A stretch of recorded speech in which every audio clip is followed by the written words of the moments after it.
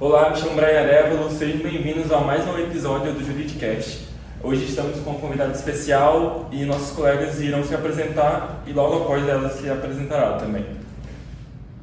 Olá, meu nome é William Wallace, sou acadêmico de Direito da Unip. Olá, meu nome é Ramires e sou também acadêmico de Direito da Unip do 8º período. Olá, me chamo Alessandro Martins Nascimento e também sou acadêmico de Direito no 8º período. Bom, no episódio de hoje temos entrevistado aqui do dia a coordenadora Adriana Azevedo, do curso de Direito da Unip. Eu vou falar para ela agora. Só para se apresentar. Primeiro eu quero agradecer a oportunidade, declarar gratidão a vocês e dizer que a iniciativa de vocês é uma iniciativa extremamente valiosa, não só para a formação de vocês, mas também para o nosso curso. Então, essa manhã está dedicada a ser uma manhã muito proveitosa de troca de conhecimento, de experiências, que é o que eu posso trazer e complementar a trajetória acadêmica de vocês. Meu nome é Adriana Azevedo e estou coordenadora do curso de Direito da Unip desde o semestre inicial em 2022. São aí já 24 anos de experiência como advogada, são 15 anos de experiência como docente, já estive à frente de coordenação de outras instituições, mas o coração bate aqui pela Unip e hoje eu conduzo, o nosso curso aí com esses alunos brilhantes e agora com mais essa novidade que o nosso curso oferece a quem nos acompanha. Bom, no episódio de hoje, a gente quer saber mais da senhora assim, sobre toda a sua trajetória no mundo jurídico. Que é notável. Como a senhora começou, de onde surgiu o despertar do direito. Até mesmo como forma de conselho para a gente que vai começar agora, acredito. Bom, eu sou um peixe fora d'água na minha família, Eu sou oriunda de uma família de professores, Eu tenho duas irmãs, uma pedagoga e outra professora. Meus irmãos são funcionários públicos, um já descansa no Senhor. Meu pai era funcionário público, foi diretor da UTAN, então a academia, a educação sempre esteve muito próxima de mim.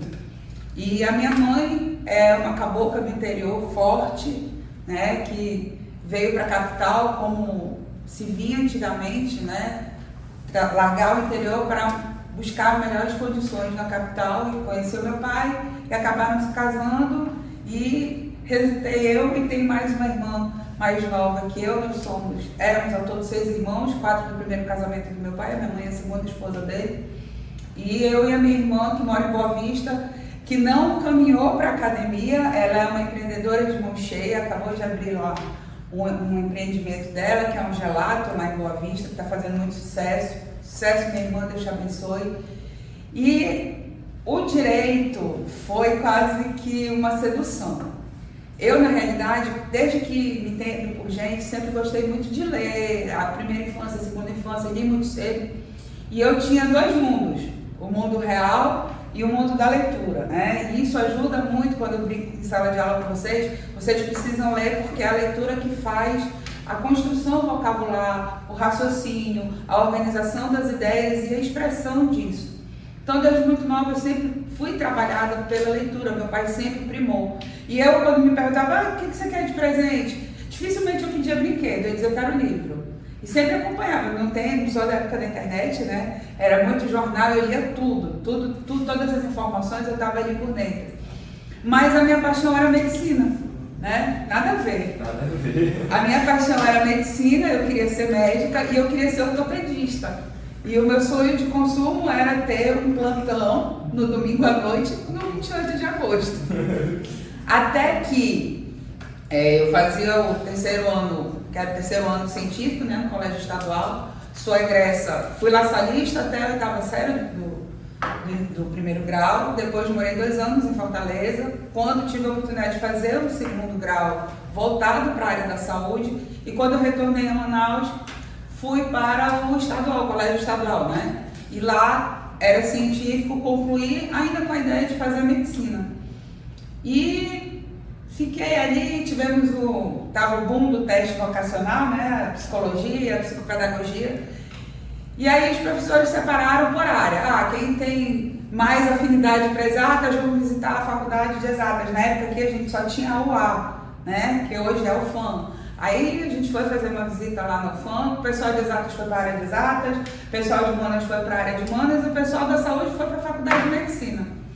E acho que na terceira visita, fazia parte do programa de formação, na terceira visita eu era atleta, eu jogava vôlei, cheguei um pouco atrasado porque tinha treino. E quando entrei no laboratório, me deparei com o laboratório de anatomia, né? E daí vi aquele corpo lá todo etiquetado, né? Os músculos, as veias. E parei e fiquei pensando, eu disse, meu Deus, como é que eu vou mexer no osso sem estragar tudo que tem antes do osso? Porque eu de coordenação motora tenho nada. Se tu me pedir para cortar aqui, vai sair tudo zigue-zague. Aí eu dizia, meu Deus, como é que eu vou cortar?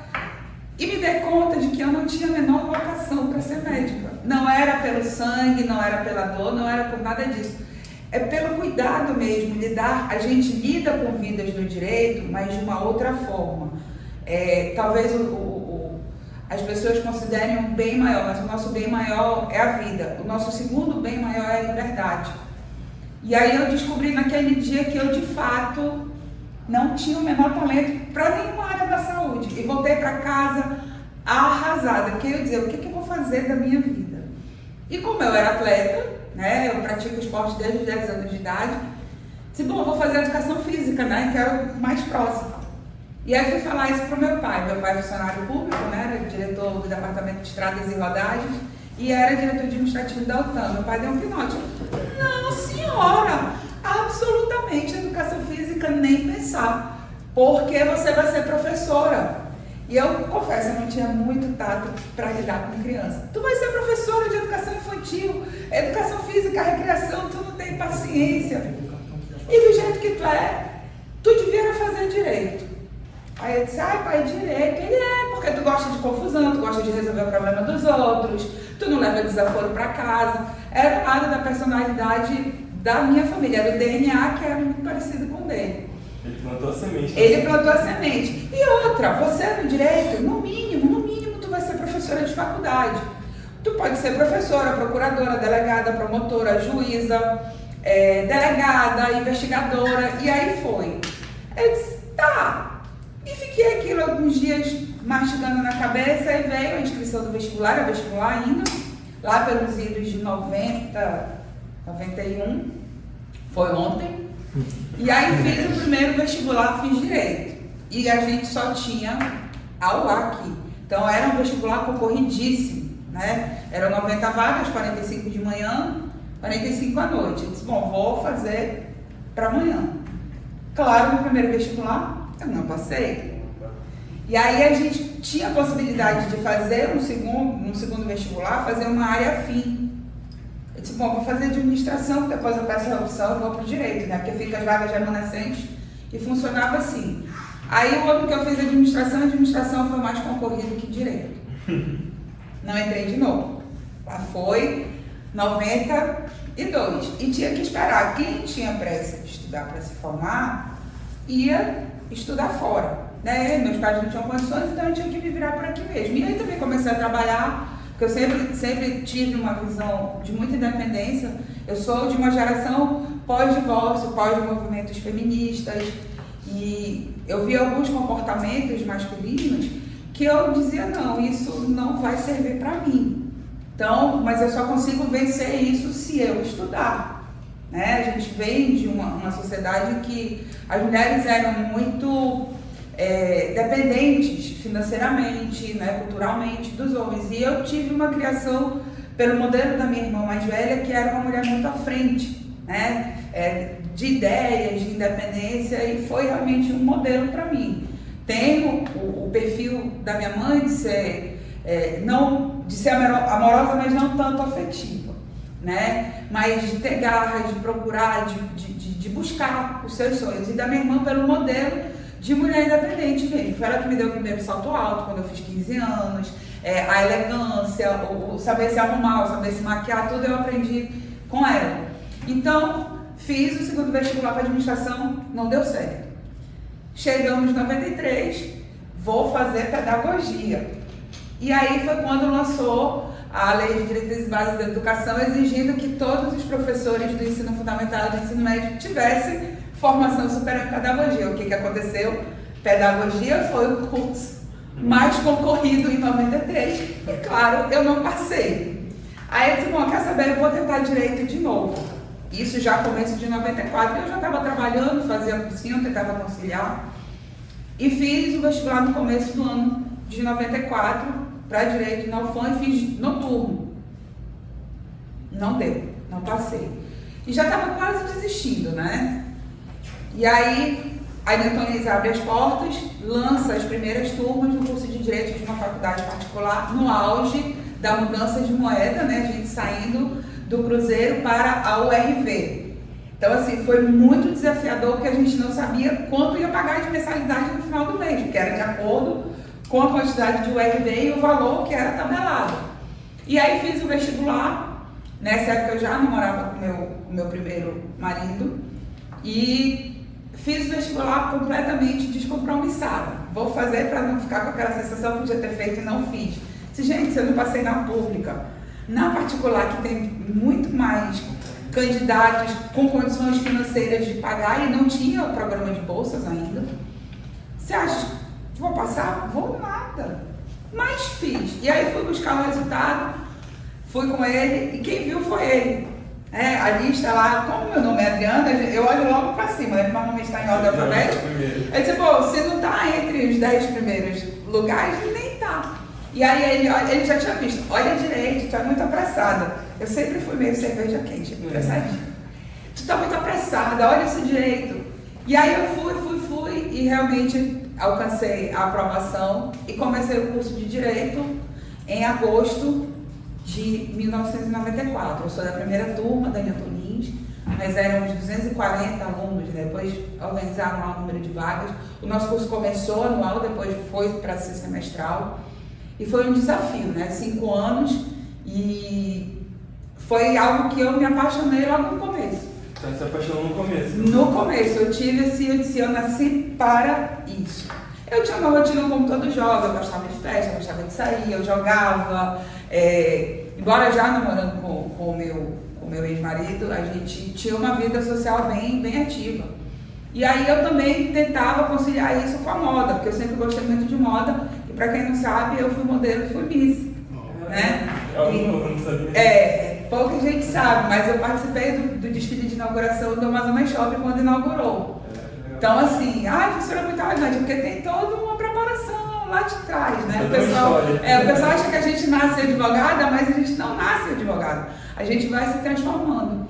E na faculdade eu fiz amizades maravilhosas. Nós tínhamos, o que eu sempre aconselho a vocês, eu entrei em 94, casei em 95, em seguida tive o primeiro filho em 96. E quando eu casei com meu marido, ele já tinha 2 filhos do primeiro casamento dele, que vieram morar com a gente porque ele era viúvo. Então eu já casei com a família pronta e já aumentei em seguida e estudando, né? Desafiador, né? Porque eram 2 crianças mais um recém-nascido, mas a gente estava lá, estudando.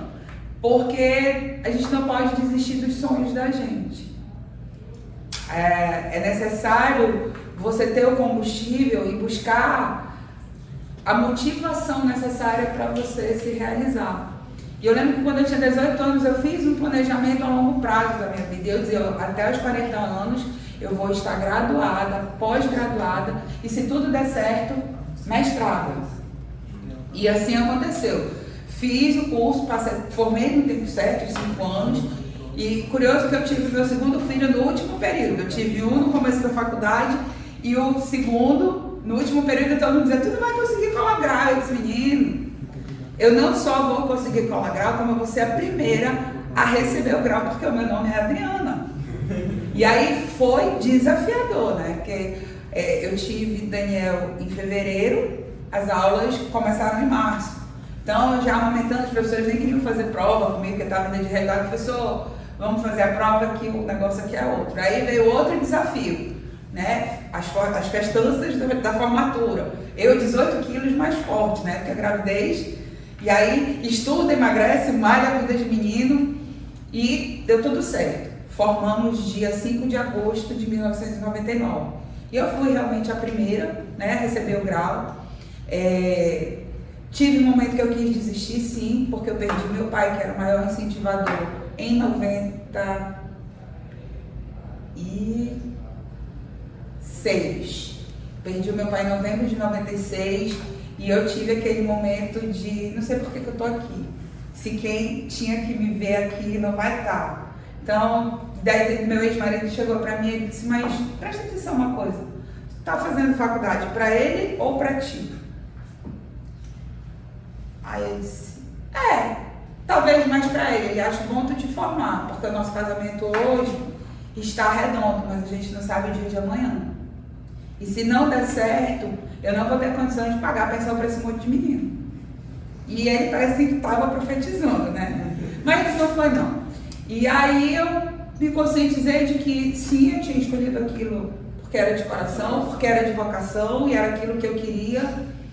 E curei o luto e fui estudar. Isso aconteceu na metade do curso. Isso na metade do curso. Teve vontade de desistir? Várias vezes. Várias vezes. E aí formei. Desafio. Primeiro exame de ordem unificado foi o nosso. Foi difícil então? Foi muito difícil, porque a gente terminou a faculdade em julho, colou grau em agosto. Em seguida nós começamos o preparatório para o exame de ordem. O primeiro exame de ordem foi em outubro de 99. E qual foi o nosso segredo? Nós éramos 6 amigas. E eu passei 2 períodos estudando de manhã e quando voltei para a noite no 6º período, e a gente montou um grupo de estudo. Nós éramos 6 amigas e nós estudávamos religiosamente todo sábado e todo domingo. E cada uma era responsável por 2 disciplinas. Então, por exemplo, eu como tinha mais afinidade, não fiquem chocados, mas era verdade, eu tinha afinidade para penal e processo penal. Então hoje quem me vê civilista e administrativista, mas como a senhora faz júri? Faço. A senhora vai para a delegacia? Vou. A senhora acompanha flagrante? Também. Faz custódia? Né? As pessoas se chocam um pouco. Mas sou de uma geração da advocacia que fomos preparadas para atuar em várias áreas. Né? Esse direcionamento para você ser o melhor numa área veio já bem depois. Né? Quando eu fiz o exame da OAB, nós éramos pouco mais de 2 mil e poucos advogados, hoje a gente já está com mais de quase 20 mil. Né? Então, quando fomos fazer o exame de ordem, é que a gente estudava dobrado mesmo. E levava menino pequeno, ia para casa de uma, e dentro desse nosso planejamento de estudo, cada uma era responsável por 2 disciplinas, e doente, com dor de barriga, com filho doente, a gente não podia faltar nas disciplinas que nós éramos responsáveis por gravar a aula, degravar a aula, datilografar, porque só quem tinha computador naquela época era quem tinha dinheiro, quem não tinha era máquina de datilografar, né? E não era elétrica, tá? Era aquela Olivetti manual, aquela que vocês viram lá no Tribunal de Justiça quando a gente fez a visita. E aí, pra quê? Pra que quando chegasse sábado, a gente tivesse a nossa pesquisa, os nossos estudos todos apostilados e tirava cópia para vocês. Hoje a gente vai estudar penal, processo penal, então o meu material tinha que estar em dia com todas as aulas da semana. E isso a gente foi do 6º ao 10º período. Estudando todo sábado Estudando todo sábado e domingo. Ausente das festas de família, ausente de aniversário, sem poder acompanhar muito quem estava doente. Desafiador com as crianças, né? Os 2 meninos, né? Rafael e Felipe, do primeiro casamento do meu esposo, depois Gabriel e Daniel, do nosso, administrando uma casa. E aí eu precisei abrir mão de trabalhar. Até 97. E aí surgiu a oportunidade de ingressar no Tribunal de Justiça, no cargo comissionado, né, por conta das amizades que a gente acaba construindo ao longo do curso. E fui convidada para preencher um cargo comissionado no Juizado de Trânsito. E aí comecei a carreira um pouco antes de formar. Então eu formei em 99, 97 entrei no tribunal. Eu fui uma das primeiras conciliadoras do Tribunal de Justiça. Ainda estava em planejamento, em tramitação o projeto de lei da Lei 9.099, da implantação 2 juizados. Né? E aí estavam sendo implementados. E aí fui trabalhar no tribunal em 97. Mas antes disso, eu fui ao Fierete, do Dr. Alfiero. Eu trabalhei com o Dr. Valentim Carrion, que hoje também já descansa no Senhor. O Dr. Valentim, eu aprendi muito a área trabalhista e a área civil. E aí eu sempre quis mais. E nessa trajetória, aos sábados, o Dr. Anielo, ele já ministrava aulas de prática acho que é sótão que a gente chama, em cima do escritório dele que ficava na Monsenhor Coutinho. Então todo sábado a gente tinha aula de penal, de direito de família, de direito constitucional.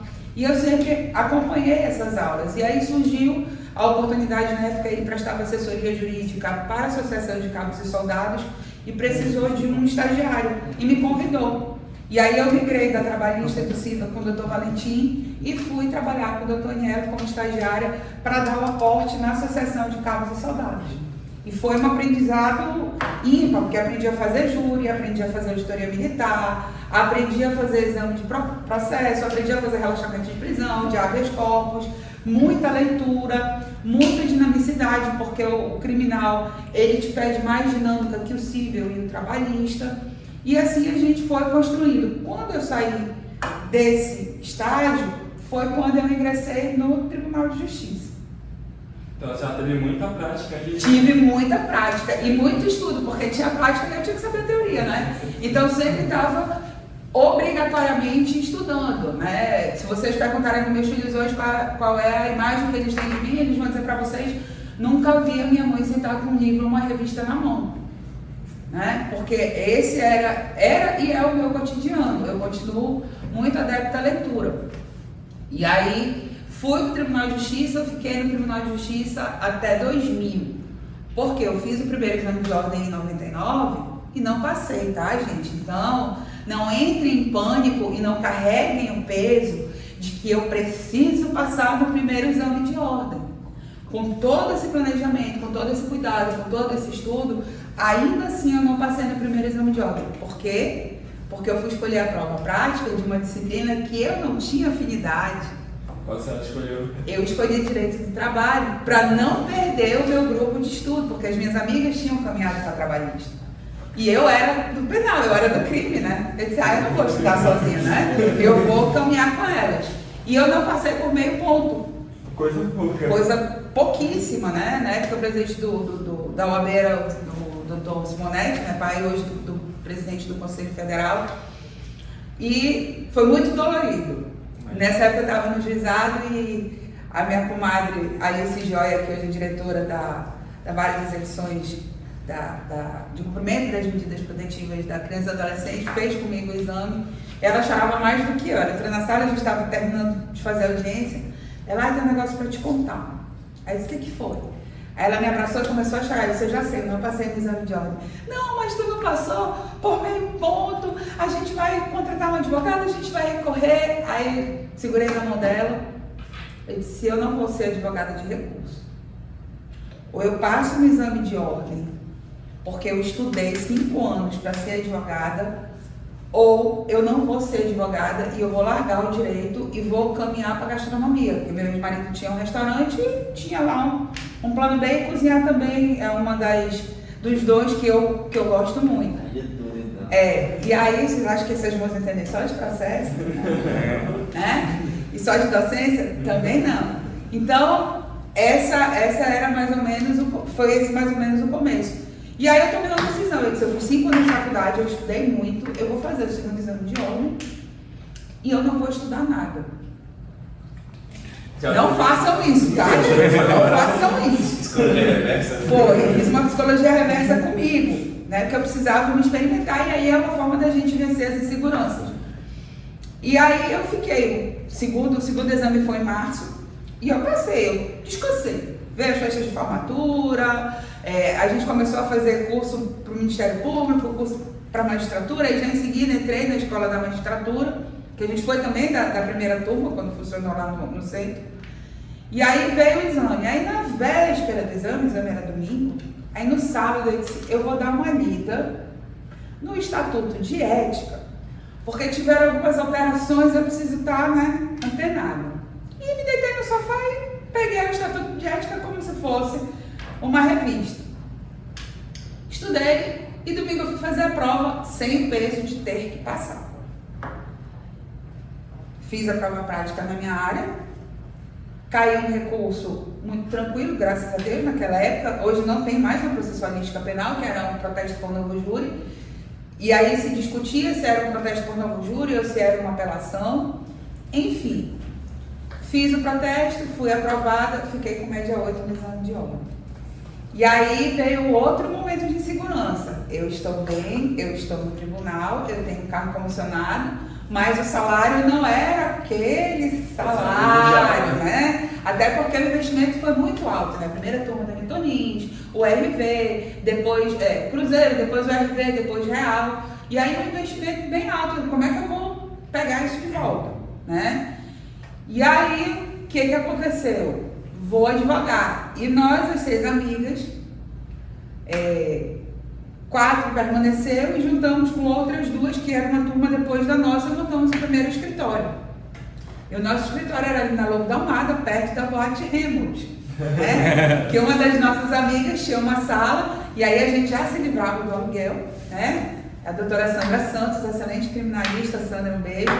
E começamos a trabalhar, e depois tivemos a doutora Elaine, né? A Lúcia Elaine, que hoje é assessora, é presidente do Rotary aqui em Manaus, beijo, Lúcia. Então a Sandra fazia civil, a Lúcia Elaine fazia trabalhista. Tínhamos a Simone Bitbol, que hoje também já descansou no pai, nossa amiga querida. E a Simone fazia civil também. E eu, como tinha experiência do juizado, e muito do juizado de trânsito, atuava no criminal e no trânsito. E a Alice, minha comadre, fazia parte administrativa do escritório, porque como ela era funcionária do tribunal, não podia advogar, então ela cuidava da gestão do escritório, né? Alguém tinha que cuidar dos honorários, senão a gente se perdia. E tínhamos a Socorro Lopes, que é hoje procuradora da Assembleia. Um beijo, Socorro. E a Socorro era a nossa relações públicas, era responsável pela captação do escritório. Imagina, isso lá em 2000, que a gente não tinha essa preparação de gestão de escritório, a gente foi preparado na faculdade para advogar, mas gerir escritório, montar escritório, administrar escritório, gerir receita, despesa, é outro universo. É outro universo que a gente tem noção, que tinha administração e noções de contabilidade.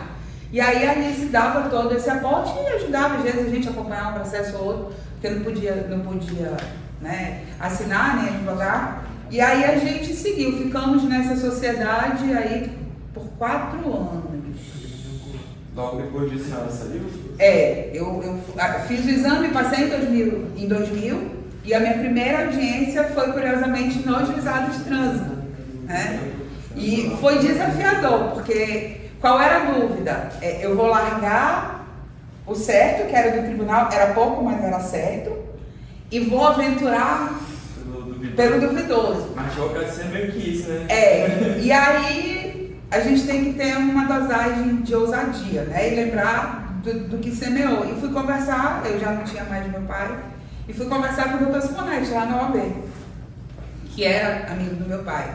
Doutor Simonetti, eu tô cheio de dúvida. Ele chamava carinhosamente de Neguinha. Tu acha que se teu pai estivesse vivo, ele ia querer te ver atrás de um computador, sendo digitadora de juiz, tu formada em direito? Ele disse, não, senhor. Ele peça exoneração e vem advogar. Eu disse, mas se eu não tiver cliente, se você não tiver cliente, se em 30 dias, você com sua carteira da OAB, você não tiver cliente, eu vou colocar uma mesa para você na entrada do meu escritório. Você vai receber os clientes primeiro que eu. Então não é possível que tu não saiba advogar. Porque eu sei que tu sabes, eu sei da escola que tu veio, eu sei com quem tu estagiou, e eu não estou entendendo esse medo, porque esse medo não é da tua natureza, essa insegurança, mas é a insegurança normal de quem está começando. E eu fui com aquela angústia para casa, e conversei com o pai lá em cima e se sai. Aí fui lá com o doutor Simonetti, o doutor Simonetti tem um problema. Eu não tenho dinheiro para pagar as custas de publicação, da carteira, dos procedimentos. Já deste entrada no teu pedido de exoneração? Eu disse, não, senhor, eu vou te dar 15 minutos para te ir no tribunal e voltar. E aí fui no tribunal, dei entrada no meu pedido de exoneração e levei para ele, ele disse, espera que eu vou te ligar. Quando estiver pronto, eu vou pagar para ti as despesas iniciais da tua carteira. Ajudou bastante. Então, assim, eu tenho um carinho pelo Dr. Simonetti, pelos meninos, pela Leninha, pela Tia Maria, que foi quem fez a minha beca. Inclusive, para quem não sabe, a beca que eu uso hoje na audiência, que às vezes até cedo para vocês para fazer os trabalhos, é a beca que a Tia Maria fez e foi a beca que eu usei na minha formatura. Né? Então, a minha beca já me acompanha aí todo esse tempo, são 24 anos de formado. E aí, tirei a carteira. A minha carteira foi um presente de Dia dos Namorados. A minha carteira saiu dia 12 de junho de 2000, né? É o namoro que eu tenho de mais sério até hoje, né? Porque o primeiro casamento sucumbiu, né? O primeiro casamento sucumbiu em 2002, e aí eu tive depois 2 relacionamentos, mas que também não vingaram, mas fui feliz em todos eles. Tenho 3 filhos maravilhosos, todos rapazes já hoje, graças a Deus. Nenhum foi pro direito, tá? Um é da engenharia civil, outro é da ciência da computação e o outro é da educação física. Seguiram outros ramos, não influenciei e nem fiz questão porque eu tive liberdade para escolher a minha área, não tinha porquê dizer, o mais novo até que ainda balançou e depois disse, não, mas ele argumenta bem. Não sei se depois da educação física. Você sabe, né? Então, comecei aí. E aí fomos nesse primeiro escritório, mas fomos desafiadas realmente, né?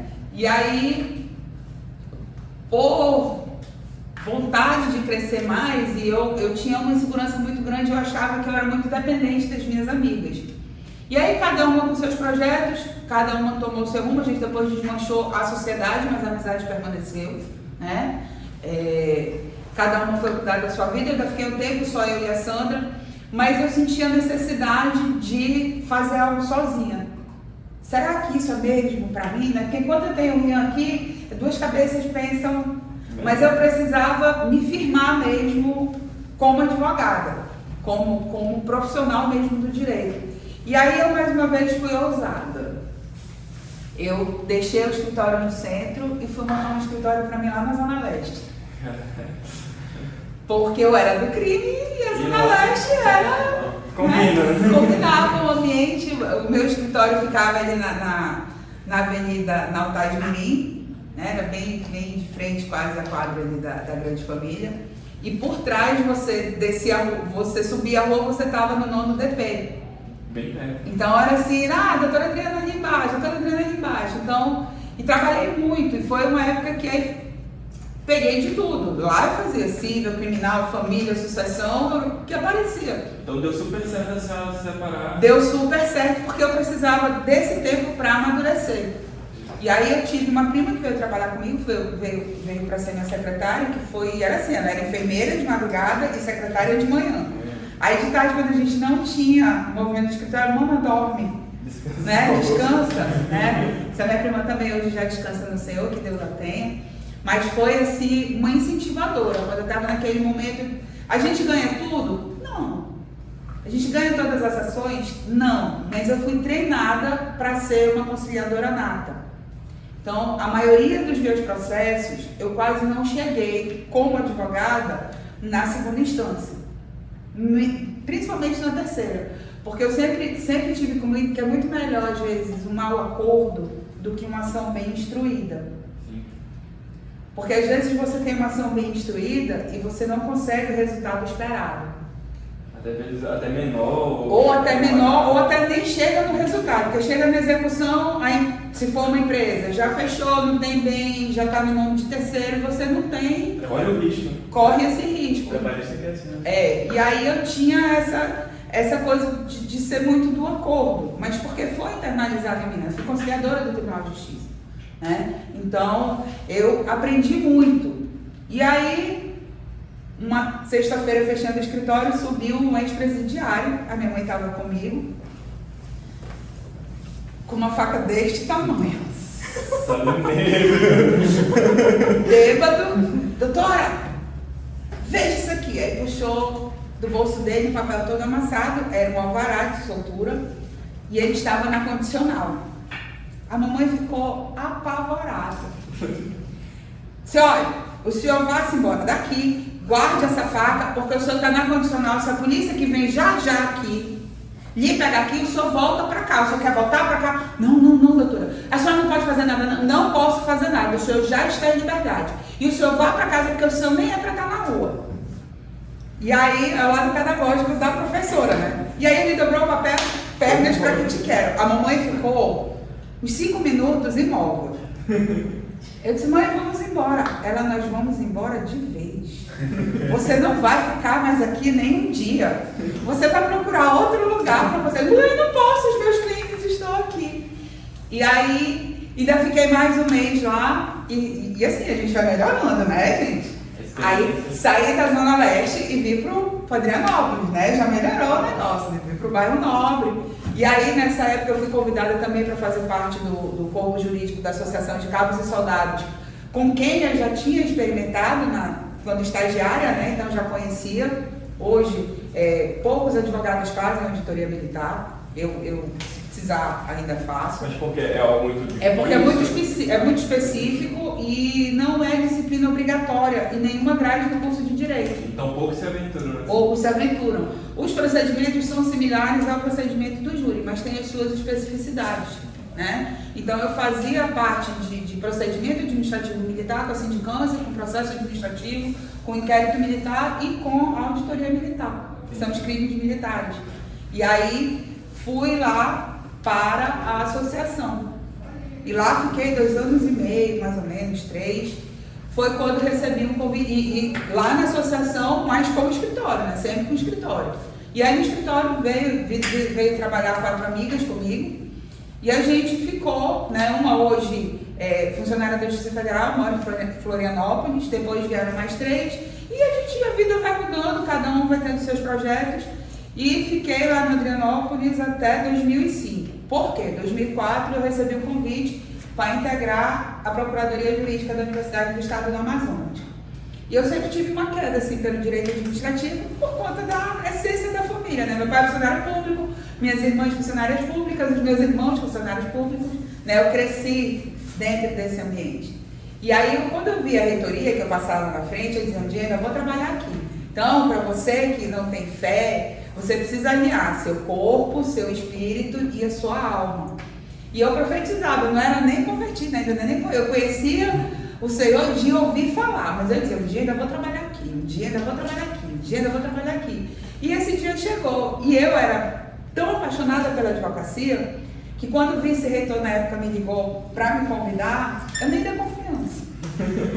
Não é porque eu era metida, não, é porque eu cheguei no escritório e minha secretária disse, doutora, o professor Serino, vice-reitor da UEA, quer falar com a senhora. Eu disse, comigo? Mas eu não tenho nenhum processo contra a UEA, não tenho nada, mas o que será? Bom, tá. E aí tinha cliente no escritório, fui atender os clientes e acabei que esqueci de retornar a ligação. Depois ele me ligou de novo, eu fiquei de ligar, não consegui ligar. E aí eu lembro que numa quinta-feira, finalmente ele conseguiu falar comigo, porque quando ele ligou eu estava no escritório. Aí ele, nossa, doutora, a senhora é difícil, né? Não, porque eu tenho muita atividade, eu faço auditoria militar e hoje não teve audiência e eu vim mais cedo para o escritório, mas em que eu posso lhe ajudar? Eu gostaria de conversar com a senhora pode vir aqui na universidade? Posso.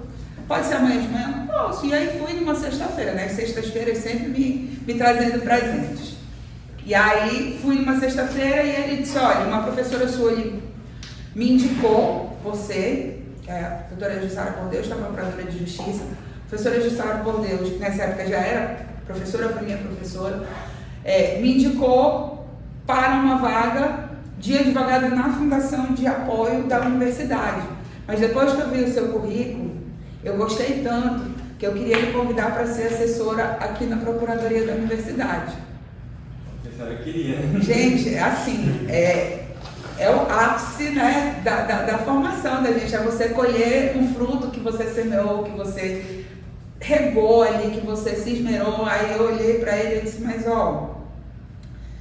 eu tenho processos, eu sou advogada, eu tenho um escritório, eu presto serviço para a Associação de Cabos e Soldados, eu não posso largar tudo assim. Não, doutora, a senhora vai trabalhar aqui meio expediente só.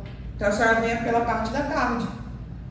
E aí de manhã a senhora fica para cuidar do seu escritório, das audiências. Eu disse, pô, que bom, né? Mais um fixo, né? As coisas melhorando. Nessa época eu já tinha me divorciado, né? É tudo muito precoce, me casei aos 21, me divorciei aos 26, né? E fiquei com os meninos e era pai e mãe, né? Então, fixo, ele ajudava nas despesas corriqueiras. E, claro, sempre tendo o apoio incondicional da minha mãe até hoje, né? E resumindo, a senhora trocou o jaleco branco pela toga preta. Troquei o jaleco branco pela toga preta. E aí fui para a universidade. Na universidade foi desafiador. Porque uma coisa é você saber a teoria do administrativo, mas o administrativo na prática tem muita coisa que a gente não vê aqui em sala de aula porque não dá tempo, é muito conteúdo para pouca carga horária. E aí, principalmente os procedimentos de Tribunal de Contas, que você tem toda uma legislação paralela. E aí entrei na universidade em março, mês do meu aniversário, foi um presente de aniversário, e fiquei até outubro, assessora, né, a orelha, mas assim, apaixonada por todo aquele universo, tudo muito diferente, tudo muito novo. O que ficou comprometido? Meu sono. Eu, durante muito tempo, dormia pouco mais de 1 hora por noite. Nossa. Porque eu tinha os processos da Associação de Cabos Soldados, eram muitos. Eu tinha os processos da Auditoria Militar e eu tinha os processos da universidade. Era muita coisa. Era muita coisa para estudar, porque a universidade tudo era muita novidade. O procedimento era diferente, os prazos eram diferentes. E a gente estava naquele imbróglio da lei de cotas, né? Isso tudo foi aparecendo. E a gente foi dando conta lá de uma certa forma. Enfim, fiquei até outubro na assessoria e a gente descobriu uma tentativa de fraude no primeiro vestibular que eu participei. Foi uma confusão. O vestibular da UEA nessa época terminou, 2004 terminou na delegacia. Né? Mas deu tudo certo. Depois a gente manteve o vestibular, graças a Deus.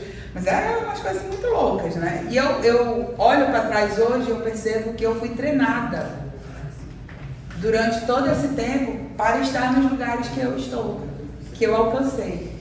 Foram oportunidades, eu sempre me esmerei muito, eu sempre estudei muito, né? Eu sempre procurei me qualificar. Eu sempre fiz, por exemplo, um cursinho. A cada ano eu fazia um cursinho. Se passasse de um concurso, beleza, ok, massa. Mas se não, era para me atualizar. Porque como sempre trabalhava muito, tinha filho, tinha escola, tinha isso, tinha aquilo, eu tinha que dar meu jeito de estudar. E no cursinho, né? Quando era presencial era aos sábados, depois quando ficou aí à distância, te vira nos 30, era na madrugada mesmo. Né? E aí enveredei pelos concursos também. E fiquei na universidade. Quando foi em outubro, o reitor me convidou para ser chefe do gabinete.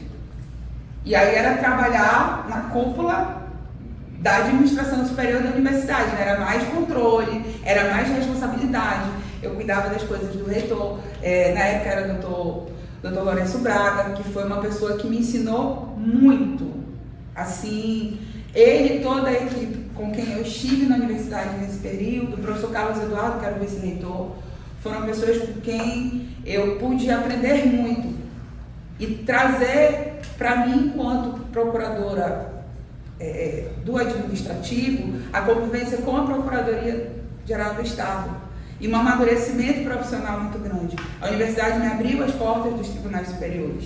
E aí vieram os desafios, né? Primeiro foi a lei de cotas, depois foi aprovada, a gente conseguiu. Gente, não tem nada mais gratificante do que você conhecer. Eu não conhecia no interior os municípios do meu estado. E graças à universidade, dos 62 eu conheci 24. Chegou a conhecer Tabatinga, senhora? Conheci. Sou de lá, eu mais na Alexandra. Eu fui muito a Tabatinga. E foi um aprendizado incrível conhecer a realidade mesmo de perto, as formações dos índios, dos indígenas, né, participar dessas formaturas. E aí, quando foi isso, 2004, quando foi 2005, a chefe da Procuradoria saiu e eu fiquei acumulando Procuradoria e chefia de gabinete. Caraca, muito trabalho. E aí, nesse interim, eu tive o Paulo, que é o meu caçula, né? O Paulo ia trabalhar comigo, né? E aí a gente precisei abrir mão do escritório, porque eu realmente não conseguia mais ir ao escritório, não tinha como, né? E fui diminuindo a advocacia para ficar integralmente dedicada à universidade. E aí veio outro desafio da universidade. Já na gestão, na saída da gestão do Dr. Lourenço Braga, passamos para o professor Carlos, que ficou pro tempore, e a estruturação do primeiro concurso da universidade. E aí a gente caminhou para a elaboração do projeto de lei de cargos e salários do administrativo e dos professores. Enfrentamos a questão da legislação, que na época o corpo docente era para ir pelo regime CLT, mas tinha uma ação de constitucionalidade contra a emenda 19 de 98 que permitia os dois regimes e que tinha dado efeito suspensivo e que o concurso tinha sido para o regime CLT, mas não podia. E aí entraram com uma reclamação, lá fui eu para Brasília para tentar desfazer, porque o ministro Carlos Aires na época suspendeu o concurso. Então foi outro desafio. Agora já na gestão da doutora Marilene Corrêa, professora Marilene Corrêa, que é professora da UFAM, né, do mestrado e doutorado de Sociedade e Cultura, e que confiou, né, continuou confiando no meu trabalho enquanto procuradora. Nós éramos já 17 servidores na procuradoria, eram muitos processos. Eu tinha dias que eu chegava de manhã e despachava 100. Nossa. Quando eu chegava de tarde, parecia que eu não tinha trabalhado. Porque tudo passava pela procuradoria. Então, eu tinha noção e tinha o controle de tudo. Né? Sabia tudo que estava acontecendo. Sabia tudo que estava acontecendo dentro da universidade, na capital e no interior. Né? Cansei de chegar, olha, a senhora viaja 10 horas hoje para o município tal. De surpresa. De supetão. Eu lembro que uma vez eu teve um problema para resolver em Tabatinga. Não, doutora, a senhora vai agora 10 da manhã e a senhora volta no voo das 4. Nossa, e de volta. Aí eu disse, tá bom. E aí eu fui com a roupa do corpo. O avião quebrou. Nossa. Você ficou preso, então. Eu fiquei em Tefé, perdão. Tefé. Fiquei em Tefé. Eu tive que comprar roupa, um chinelo, né? Porque eu fui só. Aí aprendi, né? Vai passar um dia, mas mesmo assim agora eu levo uma roupa íntima e um chinelo, né? Que a gente não sabe. Mas foi um período de muito aprendizado. Imagino. E nesse período eu comecei a namorar com a docência. E aí fui começar a caminhar na docência na ESBAN. Foi a minha primeira experiência, acolhida pela professora Sônia Barros, que foi minha contemporânea de turma, era coordenadora, e recebida pelo professor Luiz Cláudio, que é professor de vocês também, né? Então, eu e o Luiz, a gente tem aí anos de amizade, né? É amizade de irmão mesmo, né? A gente tem a mesma paixão pelo direito administrativo, a gente tem a mesma paixão pelo direito ambiental, e o Luiz foi um dos meus maiores incentivadores para fazer o mestrado. Ele está fazendo doutorado. Ele está fazendo doutorado e já puxou a minha orelha e disse, eu não tenho condição de fazer doutorado agora, eu não vou fazer, calma. Né? E aí, tu precisa fazer o mestrado. E a reitora já me cobrava, Adriana, precisa fazer o mestrado. Eu disse, que horas que eu vou fazer o mestrado? Comecei uma pós-graduação em Direito Público e não consegui terminar, foi a única. Nesse caminhar, eu terminei a faculdade, eu fiz uma especialização em Direito Processual Civil pela UFAM. Depois de Anauá, fiz uma outra em Auditoria e Controle Interno, sou auditora também, para poder dar vazão às demandas do Tribunal de Contas, né, os processos de controle externo, você tem que ter aí o domínio. E fui fazer o mestrado em Direito Ambiental, também completamente descompromissada. Vou fazer que, enfim, seja o que Deus quiser. Precisava da docência, daí fui primeiro da aula, né, e aí foi isso, 2010. 2010 fui 2009, mais ou menos, fui para a docência. E aí fui caminhando com o Luiz. Gente, eu não sabia preencher um plano de aula. Era outro universo, sabe? Era outro universo. Eu dizia, Luiz, como é que eu vou dividir minhas aulas pelos dias? Como é que eu vou contar hora-aula? E o Luiz, muito pacientemente, né, sentou do meu lado, tu vai fazer assim, a emenda tu vai dividir assim, tu vai preencher assim, tu vai anotar assim, o conteúdo que tu ministrar é esse. E aí comecei a estudar os planos de pedagogia, fui dar conta do porque o direito a gente sabe, né? Mas tem a metodologia do ensino superior. E aí fui me esmerar. Passamos no mestrado, né? Foi um desafio. Eu quis desistir, porque eu não falava na época nem o inglês nem o espanhol, escolhi a prova em espanhol. E aí eu já estava começando a caminhar para conhecer Jesus de mais perto. E aí foi um tempo muito bom. E tive também um namorado na época que me incentivava muito para o mestrado. Não, você tem que estudar, você tem que fazer. E aí me inscrevi, o Luiz passou, eu era tão desligada, eu não era displicente, mas eu era tão desligada que nem o resultado da prova eu ia atrás. O Luiz que chegava lá e dizia, olha, tu passou nessa fase. Eu disse, sério? Aí quando teve a primeira fase, que era análise de currículo, eu tinha pouco tempo de docência, né, curricular, ele nem te conta, tu passou raspando, mas tu passou, né? Acho que eram 300 candidatos, depois caiu, já na primeira leva já caiu, ficamos 100, tu ficou dentro dos 100, eram 10 vagas.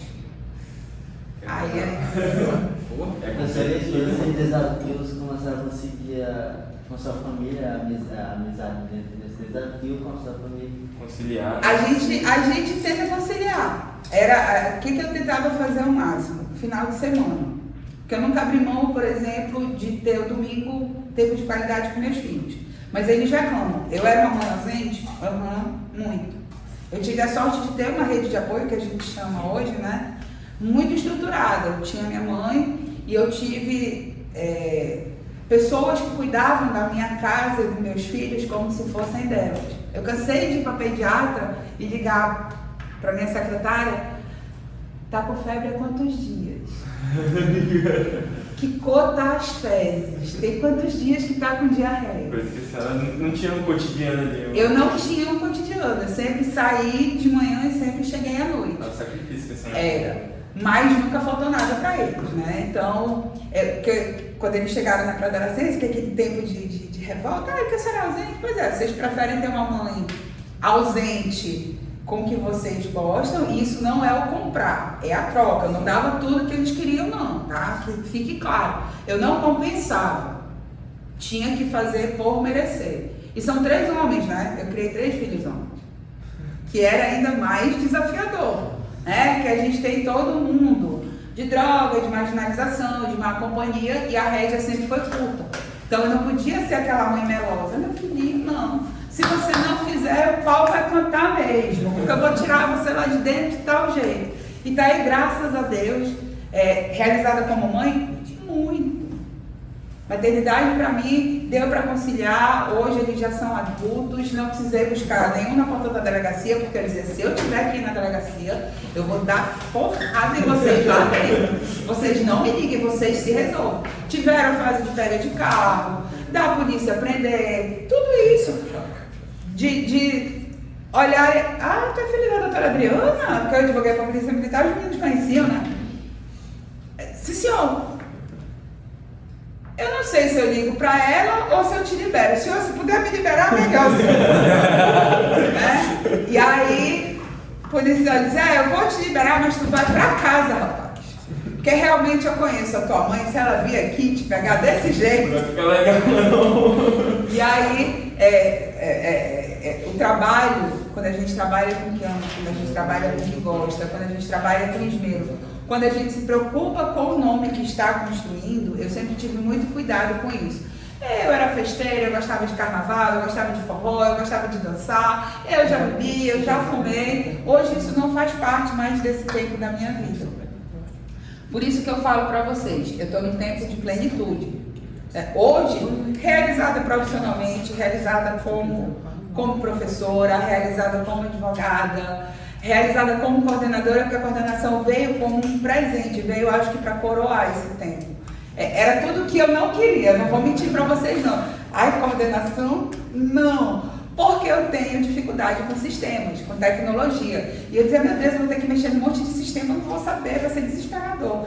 O primeiro semestre na coordenação, eu chorei muitas vezes de molhar o teclado. Porque eu não sabia mexer, e a gente teve problema com o professor que saiu e me deixou na mão, não tinha como lançar nota, a gente não tinha treinamento, o sistema mudava, um dia era uma coisa, outro dia era outra, eu fiquei louco. Mas a senhora passou por vários desafios e foi mais um. Passei, eu acho que talvez o maior desafio que eu tenha passado a gente tem nossos medos, né? E a gente luta para vencê-los todos os dias. O Jean tem os dele, ele tem o dele, tu tem o teu, tu tem o teu. A gente precisa se fortalecer para vencer. E eu, quando comecei a conhecer a palavra, quando eu comecei a conhecer Jesus, Jesus foi me moldando para superar novos medos. E eu sempre tive um medo muito grande de ficar desempregada numa idade que eu já estou, de ter uma doença que necessitasse de um tratamento mais apurado e de perder um dos meus filhos. E creiam vocês, eu vivi tudo isso num único ano. Então eu estava aqui, né? Eu era coordenadora do núcleo de prática jurídica, a gente esteve aqui na Unip, eu entrei aqui na Unip em 2015, depois saí, fui para uma outra instituição e depois retornei. E a gente aqui na Unip sempre teve um núcleo docente muito estruturado, muito unido e muito tranquilo de trabalhar aqui. Né? Aqui a gente consegue executar aquilo que realmente a gente se programa. Enfrentamos a pandemia e quando ficou o negócio AD por conta da pandemia, ficou complicado, porque em agosto de 2020 meu filho mais novo sofreu um acidente de carro.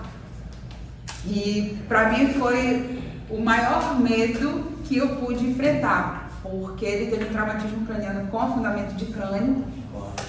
E quando eu cheguei no hospital, o médico disse que era muito grave e que do jeito que ele estava, ele precisava ser transferido para o João Lúcio de imediato, e quando chegasse no pronto-socorro João Lúcio, que é o nosso hospital de referência de trauma, ele precisava ser operado imediatamente, senão ele não ia resistir.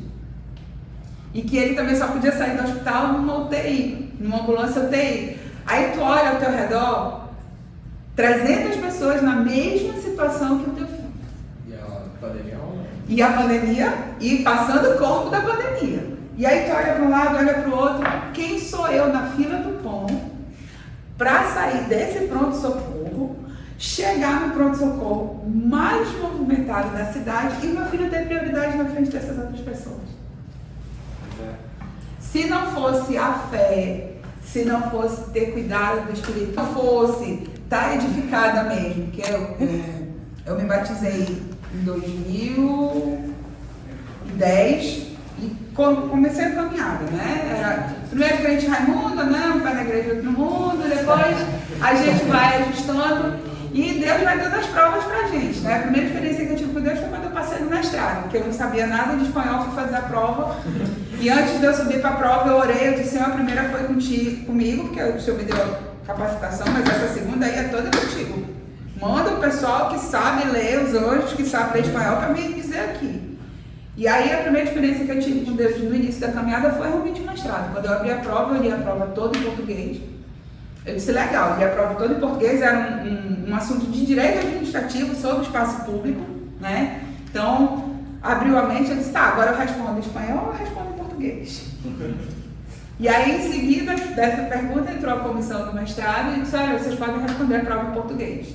E aí, fluiu, o Luiz passou em 6º lugar, eu passei em 7º, fomos caminhar no mestrado. Foi uma experiência fantástica. E tudo bem. E com o acidente do Paulo, já estava edificada na fé, graças a Deus. E conseguimos chegar na ambulância, conseguimos chegar no João Lúcio, o Paulo foi realmente operado, mas ouvi 3 vezes da boca do médico que a primeira, quando ele entrou no centro cirúrgico, o médico não sai, que eu quero conversar com a senhora, tá só a senhora aí? Eu disse, não, tô eu e o pai, tinha uma tia dele, pode chamar, porque ele vai entrar e a gente não sabe como vai sair ou se vai sair. Foi duro ouvir isso, amor? Foi, mas eu confesso a vocês que eu não me desesperei. Porque eu orei, eu disse, Senhor, ele é teu, ele não é meu, eu só sou mordoma da vida dele, né? E nós somos mordomos de cada pessoa que o Senhor coloca na vida da gente. Vocês que não têm filhos, vocês são mordomos da vida dos pais de vocês. Portanto, não estressem os pais de vocês, né? Então, eu disse, Senhor, ele é teu, ele não é meu, tu só me confiou a vida dele. E se eu, nesses 15 anos, fui negligente, errei em algum momento, eu te peço perdão. E se hoje o Senhor conhece a vida que eu tenho, depois que eu me rendi à tua vontade, e se eu for digna de um pedido como mãe, eu te peço, me dá mais uma chance, devolve meu filho vivo e perfeito. Eu estou entregando não na mão dos médicos, mas eu estou entregando na mão do médico dos médicos. E eu disse, doutor, eu não sei qual é o seu credo, eu não sei o que o senhor acredita, mas hoje o senhor vai se permitir ser ministrado pelo Espírito Santo. O senhor vai fazer tudo o que a medicina lhe ensinou, mas quem vai operar o meu filho é o médico dos médicos. E hoje ainda, o senhor vai me entregar o meu filho vivo e perfeito. Paulo entrou na sala de cirurgia, era 4 horas da tarde, saiu 11h30 da noite. Foi bem complicado. Foi. E assim, quem viu a cirurgia, né, a instrumentista lá, dona Adriana, pensei que ele não ia resistir, não. A previsão era dele ficar 7 dias em coma, com 3 dias ele acordou, e aí o medo de acordar e não lembrar, e a gente começa Fica né? pensando. E aí vieram os desafios pós-cirúrgicos, foram 2 meningites, foi hidrocefalia, foi a necessidade de colocar uma prótese, foi a necessidade de colocar a válvula da hidrocefalia, e aí foi o momento que eu precisei parar a vida mesmo, fazer a escolha. Até o dia 19 de agosto de 2020, eu nunca tinha parado a vida para cuidar em dedicação exclusiva de nenhum deles. Eles adoeciam, eu tinha minha mãe, tinha os pais, tinha as minhas secretárias, as pessoas que me ajudavam, sempre me dando o apoio. Mas com o Paulo, foi um momento que Deus disse, larga tudo e vai cuidar, ele precisa. E pedi demissão para sair daqui, né, para poder cuidar exclusivamente dele. Eu nunca tinha parado de trabalhar na minha vida. Desde que a senhora começou. Desde que eu comecei lá em 2000, bem antes, né, porque eu antes de estudar, eu sempre trabalhei com comércio, sempre trabalhei com venda, e aí a gente precisou parar a vida, e eu parei, eu precisei abrir mão. E aí eu fiquei de agosto de 2020 até mais ou menos setembro de 2021, só cuidando dele, porque a recuperação dele foi gradativa. De agosto a dezembro de 2020, a gente passou mais tempo na UTI do que em casa. Ele passava 7 dias em casa, 21 no UTI. E era indo e voltando. E as cirurgias delicadas, a última crise que ele teve, ele fez 2 bolhas de ar nos ventrículos do cérebro. Porque fez uma fístula aqui e subiu o ar pro cérebro. Faz uma cirurgia? Fez. E aí o médico disse que ia precisar operar e ia fazer um atapetamento do cérebro. Eu disse, me conte mais. Não, a gente vai abrir daqui para cá, descolar tudo, levantar o cérebro, tirar a carne da coxa e colocar embaixo do cérebro. E eu olhei para o médico e disse, doutor, eu vou internar porque eu não vou discutir, eu entendo de processo. Mas na medicina entende o senhor, eu vou internar, não vou discutir, mas o senhor não vai mais abrir a cabeça do meu filho, não. Porque o Deus que a gente serve é um Deus fiel e ele vai ser curado. E aí a gente entra, né, em oração. Eu, graças a Deus, eu congrego no Ministério Internacional da Restauração, é uma igreja muito ativa. Eu tive todo o apoio dos meus pastores, dos meus líderes de célula, da minha discipuladora, da minha pastora, da pastora Vera, que hoje também já descansa no Senhor, né? A pandemia levou, mas era o tempo dela de estar com o Rei. E eu fui moída durante esse 1 ano na fé. Porque tinha dias que eu chegava no hospital, eu olhava, até eu mesmo olhava e...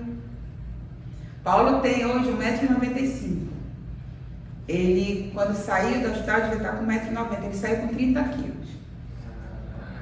Ele não andava assim, se movimentava muito pouco, muito fraco, não ficava em pé, tive que aprender a dar banho, tive que aprender a cuidar de novo. De um bebê com 1,90 m, né? E fazer a fisioterapia e todos os procedimentos. E o Paulo hoje conta a história dele.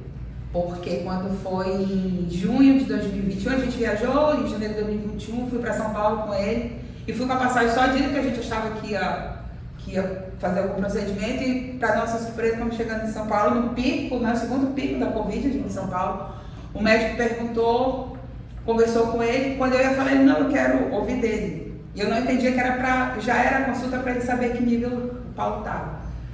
Quando ele terminou a consulta, ele disse, olha, quando a senhora olhar para o seu filho, a senhora dobra o joelho e ore todo dia agradecendo a Deus por essa segunda chance.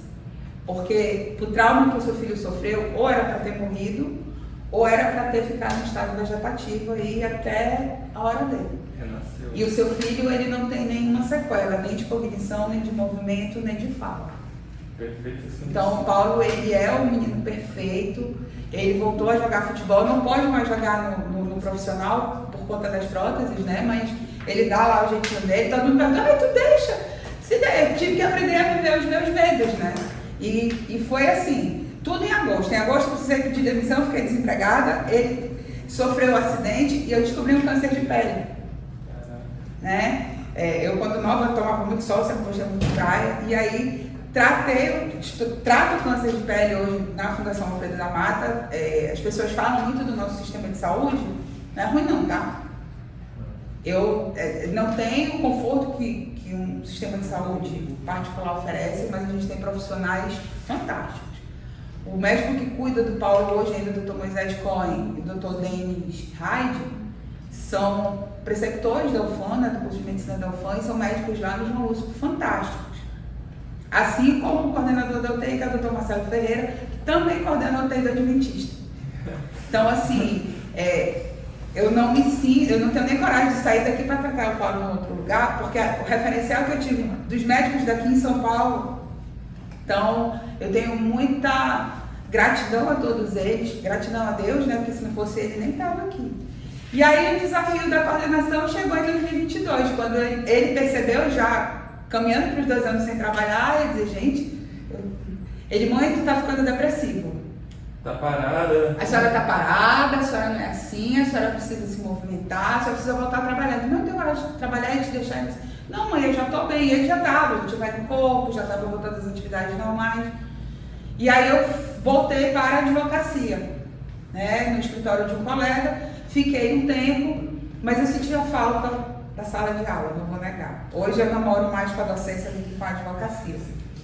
E aí voltei, entrei em contato ainda quando a professora Rosângela era a diretora. Professora Rosângela, eu quero voltar. Adriana, eu vou ver e tal. E fui atrás de emprego, né? Como qualquer cidadão comum que tem boletos, né? E quando acaba a rescisão, né? Você precisa pagar, tem que correr atrás.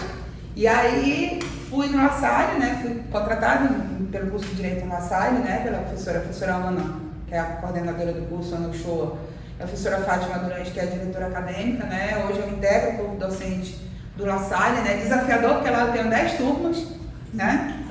Eu sou professora de Direito Administrativo 1 e 2, Previdenciário, Civil 3, que é Obrigações e Responsabilidade, e dou aula no curso de Relações Internacionais também, de Direito e Fraternidade. Então, Porque eu também sou vice-presidente da Comissão de Direito e Liberdade Religiosa, da OAB. Sou membro da Comissão de Ensino Superior Jurídico e sou membro da Comissão de Direito Administrativo. É professora e não fala. muitas pessoas sabem o desafio do professor aqui na Unip, né? Mas sabe o desafio da coordenadora. Quais são esses desafios que a senhora enfrentou? Primeiro, montar o horário, né? Primeiro, a gente tem o desafio aí de montar o horário, porque a gente precisa ajustar as disciplinas de vocês para os professores dentro da formação deles e da disponibilidade de horário deles. Às vezes não é fácil, porque com o curso 40% EAD, ainda tem que fazer o ajuste das aulas para deixar os buracos no horário, né? Então, o maior desafio é fazer o planejamento do curso a longo, médio e curto prazo. Porque eu não penso no curso só hoje. Eu penso no curso daqui a 5, 6 anos. Eu me preocupo com quem está entrando e com quem já está saindo. Mas eu também me preocupo com quem vai sair, né? Então, a gente tem que preparar vocês para o que vocês vão encontrar depois no muro. E como a gente veio de um período de pandemia em que ficou todo mundo muito clausurado, até por uma questão de saúde mesmo, questão sanitária, voltar às atividades foi demorado e foi gradativo. E a gente sentiu isso na formação de vocês, né?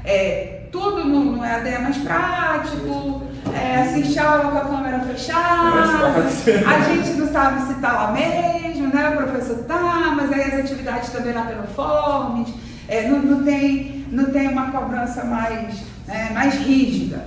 Mas também venceu quem quis, né? Eu estou fazendo direito para o quê? O que eu estou fazendo aqui na Unip? É para agradar meu pai, minha mãe? É para me satisfazer profissionalmente? Eu preciso disso? Eu tenho vocação para isso? Porque às vezes as pessoas também fazem por vaidade. E aí a gente tem a briga da vaidade com o orgulho que afunda a humildade. Quando eu deixo de ter humildade, é um atalho para o abismo. porque eu preciso saber dosar as coisas. Eu tenho umas amigas que dizem que tens uma cara de antipática, de quem é grossa, de quem é bruta, só um pouquinho. Mas, Necessário. porque às vezes é necessário que seja para ter o controle de algumas situações. Se a gente é muito boa, muito meiga, as pessoas também abusam. Então, a gente precisa saber dosar. Mas a humildade, ela é o degrau mais alto que vocês precisam estar para conquistar. E precisam se desafiar, sim. Então, o primeiro desafio de uma coordenação é planejar o curso a longo, médio e curto prazo.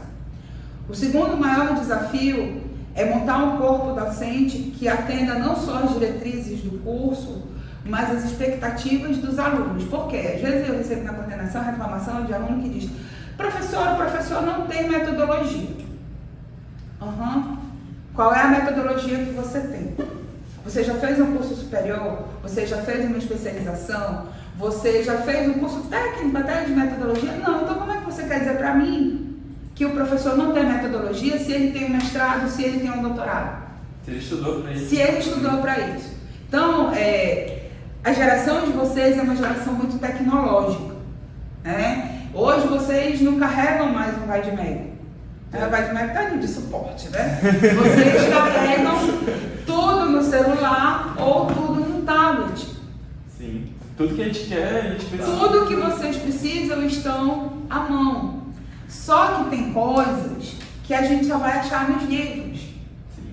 Porque a linguagem tecnológica, ela é uma linguagem diferente do juridiquês. E o juridiquês vocês só vão encontrar nos livros físicos. Em que pese a gente tem os e-books de mesmos autores, sim, mas é uma linguagem rápida, mais dinâmica. Ok, passamos uma evolução do processo físico para o processo digital. Eu vivi tudo isso. Eu sofri horrores. Passei um tempo sem advogado no interior porque eu odiava aquele projude. Eu não sabia mexer. Então, hoje não, hoje já está tudo bem, PJE, já domino, mas a gente tem que saber dosar e ter a consciência de que a gente não sabe tudo. Que todo dia eu preciso estudar um pouco para aprender mais. Nós que somos do direito, vocês que enveredaram por essa escolha e que é orgulho para os professores, é orgulho para a coordenação, nossa, vocês têm ideia de como eu cheguei extasiada da jornada jurídica, Nem dormi, eu nem conseguia direito, Foi muito bom. Foi gratificante. Foi uma realização, porque a gente vê os frutos florescendo, Eu quando sei de 10, de 20, de 30 que passaram na OAB, nossa, missão cumprida, Como professora e como coordenadora, Porque eu não largo a docência.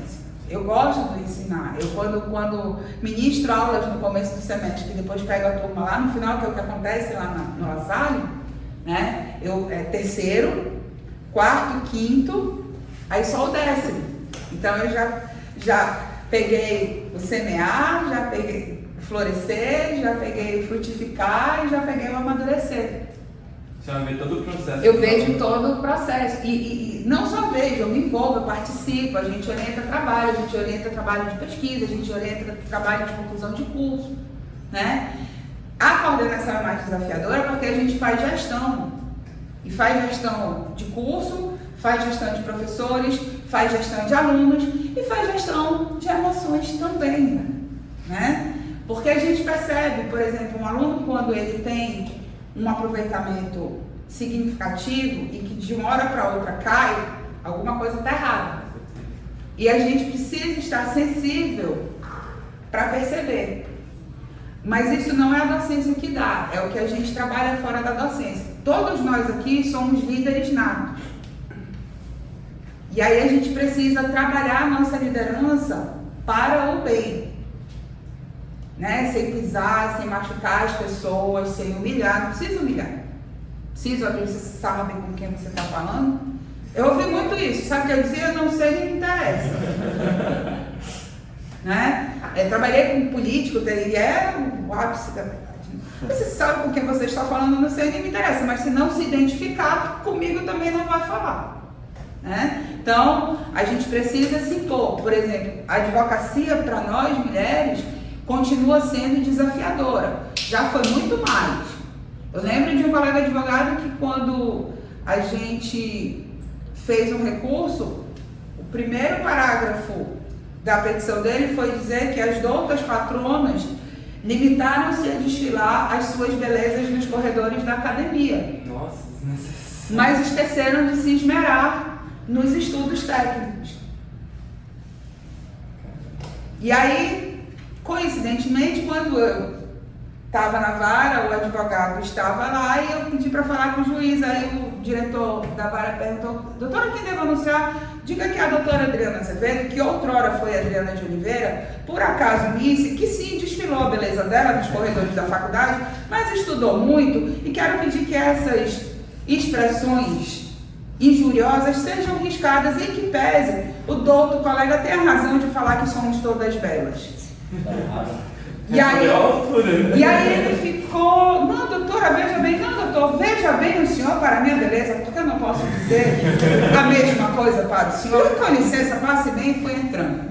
Né? Então, a gente precisa saber se impor na hora que tem que se impor, precisa saber ser humilde na hora que precisa ser humilde, né? Porque você vai pedir para o seu processo tramitar, você vai pedir para o juiz despachar o seu processo, você tem que calçar a cidadania da humildade. Sai do salto 15 e calça a rasteirinha da humildade. Senão não anda, não vai. Você precisa entender aquilo que o teu cliente vai falar para ti na linguagem dele, e você precisa explicar para ele, saindo do pedestal do juridiquês, numa linguagem popular, o que ele precisa saber. Porque você precisa fidelizar esse cliente. Assim como a gente que é professor, sou terminantemente contra, eu converso muito com os nossos professores aqui, a tratativa com os alunos. O que separa o professor do aluno? É que o professor ele tem um pouco mais de estudo e mais experiência. E vai te passar isso. Para o aluno, se ele for inteligente, ele vai explorar toda a sabedoria, toda a inteligência e toda a caminhada do professor, que foi o que eu fiz e deu muito certo. Muito certo. Eu sempre fui muito curiosa. Como é que eu faço isso? Como é que eu faço aquilo? Ah, eu não sei fazer isso. Eu ia atrás de quem sabia. Ah, me ensina. Aí às vezes a pessoa percebia que a pessoa não queria ensinar. Tem um livro que possa me indicar? Ah, tem o livro tal. Eu devorava o livro na mesma noite. Então, vai muito do seu querer. E eu brinco quando eu vou na sala de aula com vocês, mesmo nas formaturas, o que vocês vão ser quando crescer? Porque a nossa área, ela dá esse leque de opções. E é uma outra preocupação do curso também, é um outro desafio. Quem são os profissionais que eu vou formar? Quem é que eu vou colocar no mercado de trabalho? Porque querendo não requer para a senhora, daqui para frente. Quem é que faz a gestão do curso? Em que pese uma coisa que eu não consigo trabalhar mais em vocês, porque isso a gente trabalha na criança até 10 anos, é caráter. É algo construído dentro da família. É algo que é construído dentro da família. E às vezes isso vem se manifestar na academia. E aí a gente tem que saber ir dosando e ajustando. É pegar o aluno, por exemplo, eu tenho o William e tenho o Rian. É saber que o William tem mais facilidade numa disciplina e o Rian tem mais dificuldade nessa disciplina. É equilibrar para que ele não caia de rendimento e equilibrar para que ele alcance o melhor rendimento. Porque senão esse aqui vai achar que não está satisfatório porque não consegue avançar. E esse aqui vai se sentir frustrado porque não tem instrumentos para avançar. E essa é uma preocupação que eu tenho quando converso com os professores, quando a gente planeja as atividades do curso. Né? Ainda que seja esqueleto, vamos ter a jornada jurídica, mas a gente vai fazer a jornada jurídica como? Vocês tocaram a jornada jurídica com maestria. Eu digo e repito, não teria sido o evento que foi sem o envolvimento de vocês. Eu sozinha na coordenação é muito mais desafiador, eu não trabalho só. A coordenação ela é uma equipe. A figura do coordenador é uma figura de liderança para a gestão e para aproximar o coordenador geral que está em São Paulo, no ICJ, e o nosso diretor. Eu não faço nada aqui da minha cabeça. Eu recebo as instruções de São Paulo, adequo aqui para nossa realidade, né? E a gente vai fazendo os ajustes. E tudo que vocês fazem aqui em tempo real, eu reporto para o meu coordenador em São Paulo na mesma hora. Então, assim, dou satisfação, é submissão? Sim. A gente tem hierarquia e a hierarquia precisa ser respeitada. Senão eu não tenho planejamento, eu não tenho organização e eu não tenho resultado. Por exemplo, a gente tem a figura dos nossos alunos tutelados, que é o pessoal que termina o curso, mas fica pendente com uma, com duas, 3 disciplinas, né? Principalmente TCC, eu fico no pé. Quem orienta TCC de tutelado sou eu, então a coordenadora, ela não só coordena e fiscaliza, ela orienta também, né? Então, há os desafios, há os ajustes que precisam ser feitos. Por exemplo, a gente agora está passando pelo recredenciamento do curso. Vai ter feriado agora? Para vocês. Porque eu recebi uma penca de material de São Paulo para fazer a adequação daqui.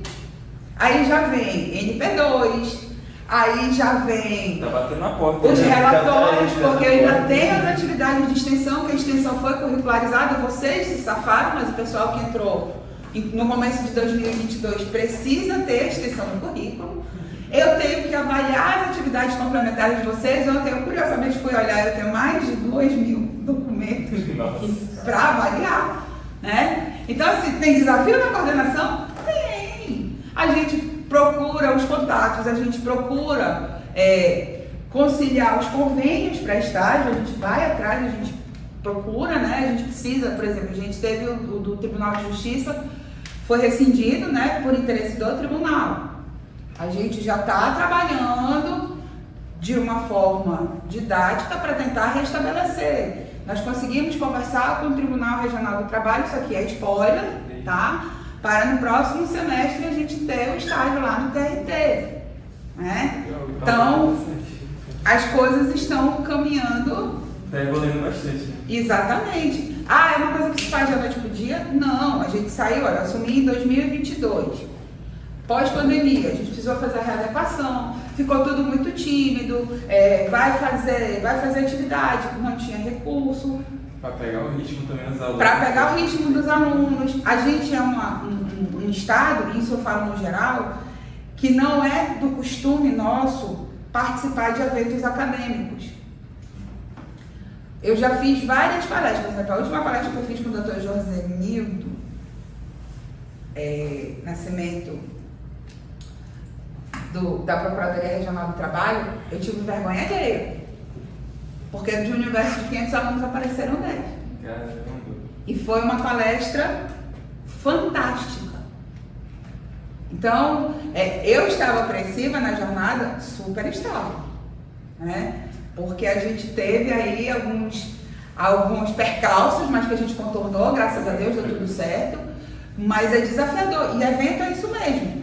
Toda festa tem percalço, toda aula tem percalço. Ou vocês acham que toda sala de aula que eu entro, eu não sinto as minhas borboletinhas fazendo cosquinha no estômago? Será que essa turma vai gostar? Será que a disciplina e as minhas disciplinas são disciplinas que ninguém morre de amores, né? Porque exige mais, são muito teóricas, né? É demais. Exatamente, e exige dinamicidade. Mas a vida é feita disso, né, professora? De percalços que a gente... De desafios. Olha, eu fiz... professora, a senhora já fez concurso público? Já fiz vários. Eu já quis ser delegada. Desisti porque descobri que sou diabética, tem mais possibilidades, descobri que tenho artrose. Então, o teste físico está fora de cogitação, né? Tem sem condições.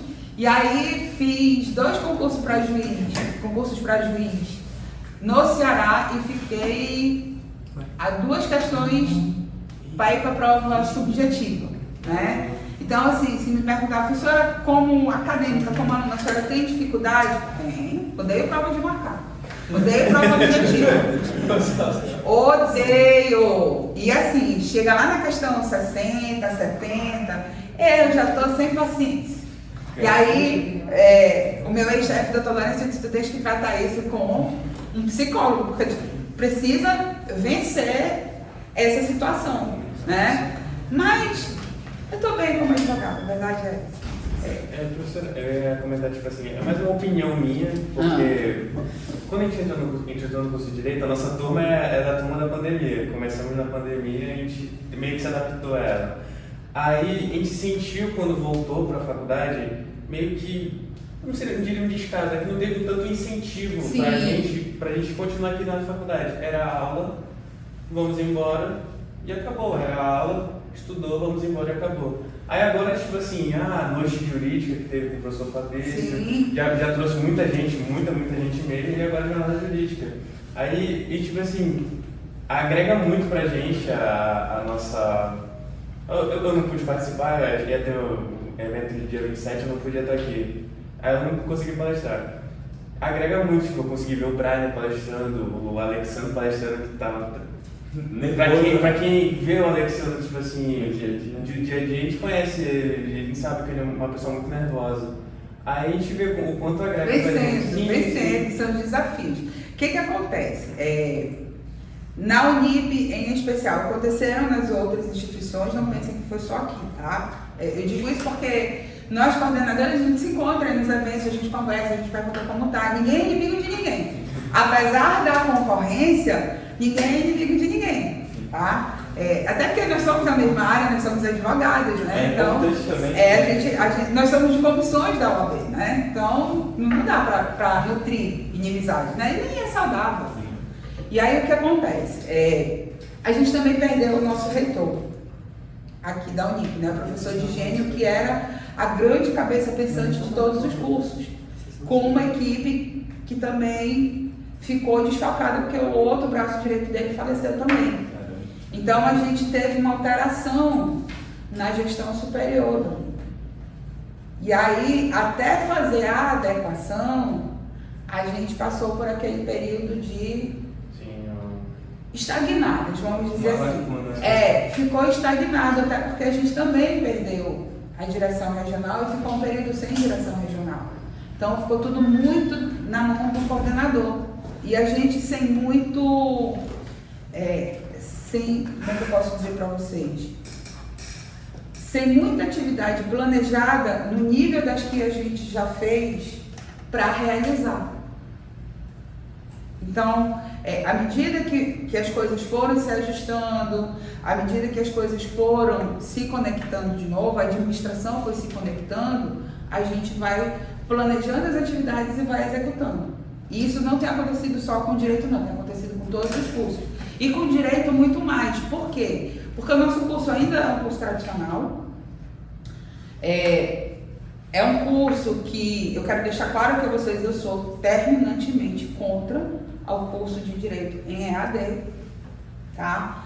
Não acho que seja saudável, eu espero que a OAB, na pessoa do Dr. Beto Simonetti como presidente do Conselho Federal, na pessoa do Dr. Jean Cleuter como presidente do Conselho Estadual da Seccional Amazonas, se mantenham firmes e não permitir que isso aconteça, porque, imagina, a gente lida com pessoas, com liberdades, com direitos, com políticas públicas.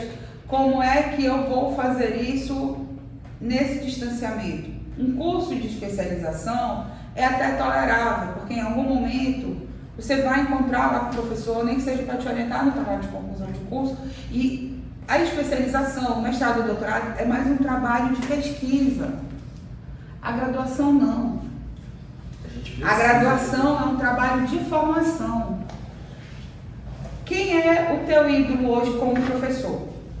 É o Douglas, né? Quem é o teu? É o Douglas. Quem é o teu? Ele não é daqui. Tá, mas... Pode falar. É o Daniel. Tá, quem é o teu? Cara, eu gosto muito do Klaus. Então, cada um tem um ídolo. Eu tive os meus ídolos também. O Nelo é meu também. A doutora Denise também. Né? Então, assim, eu tive os meus ídolos. Vocês têm os de vocês. Eu não estou dizendo aqui que é para ninguém idolatrar ninguém, tá, gente? Que idolatria é pecado. Mas você precisa desenvolver a admiração. Porque você vai se modelar pela pessoa que você escolheu. Você começa a ter aquilo como exemplo. muitas vezes não é aquilo que eu falo, mas aquilo que eu faço. Por isso que a gente precisa ter muito cuidado com o que fala e com o que faz, né? Eu brinco de dizer, eu te amo, cuidado com o que vai falar, eu te amo. Porque se eu te amo é daqui para fora ou é daqui para fora. As palavras têm poder, né? E uma palavra depois que sai daqui para arrumar é complicado. Então, quando você tem o seu modelo, quando você tem um professor que você admira, quando você tem um professor que você segue, quando você tem um professor que é autor de livros, de obras, que te dá mentoria, que te palestra, que te direciona, a tua formação ela vai ser mais concreta. Porque você está próximo, você está sentindo. E nós somos seres humanos, nós somos movidos por emoção.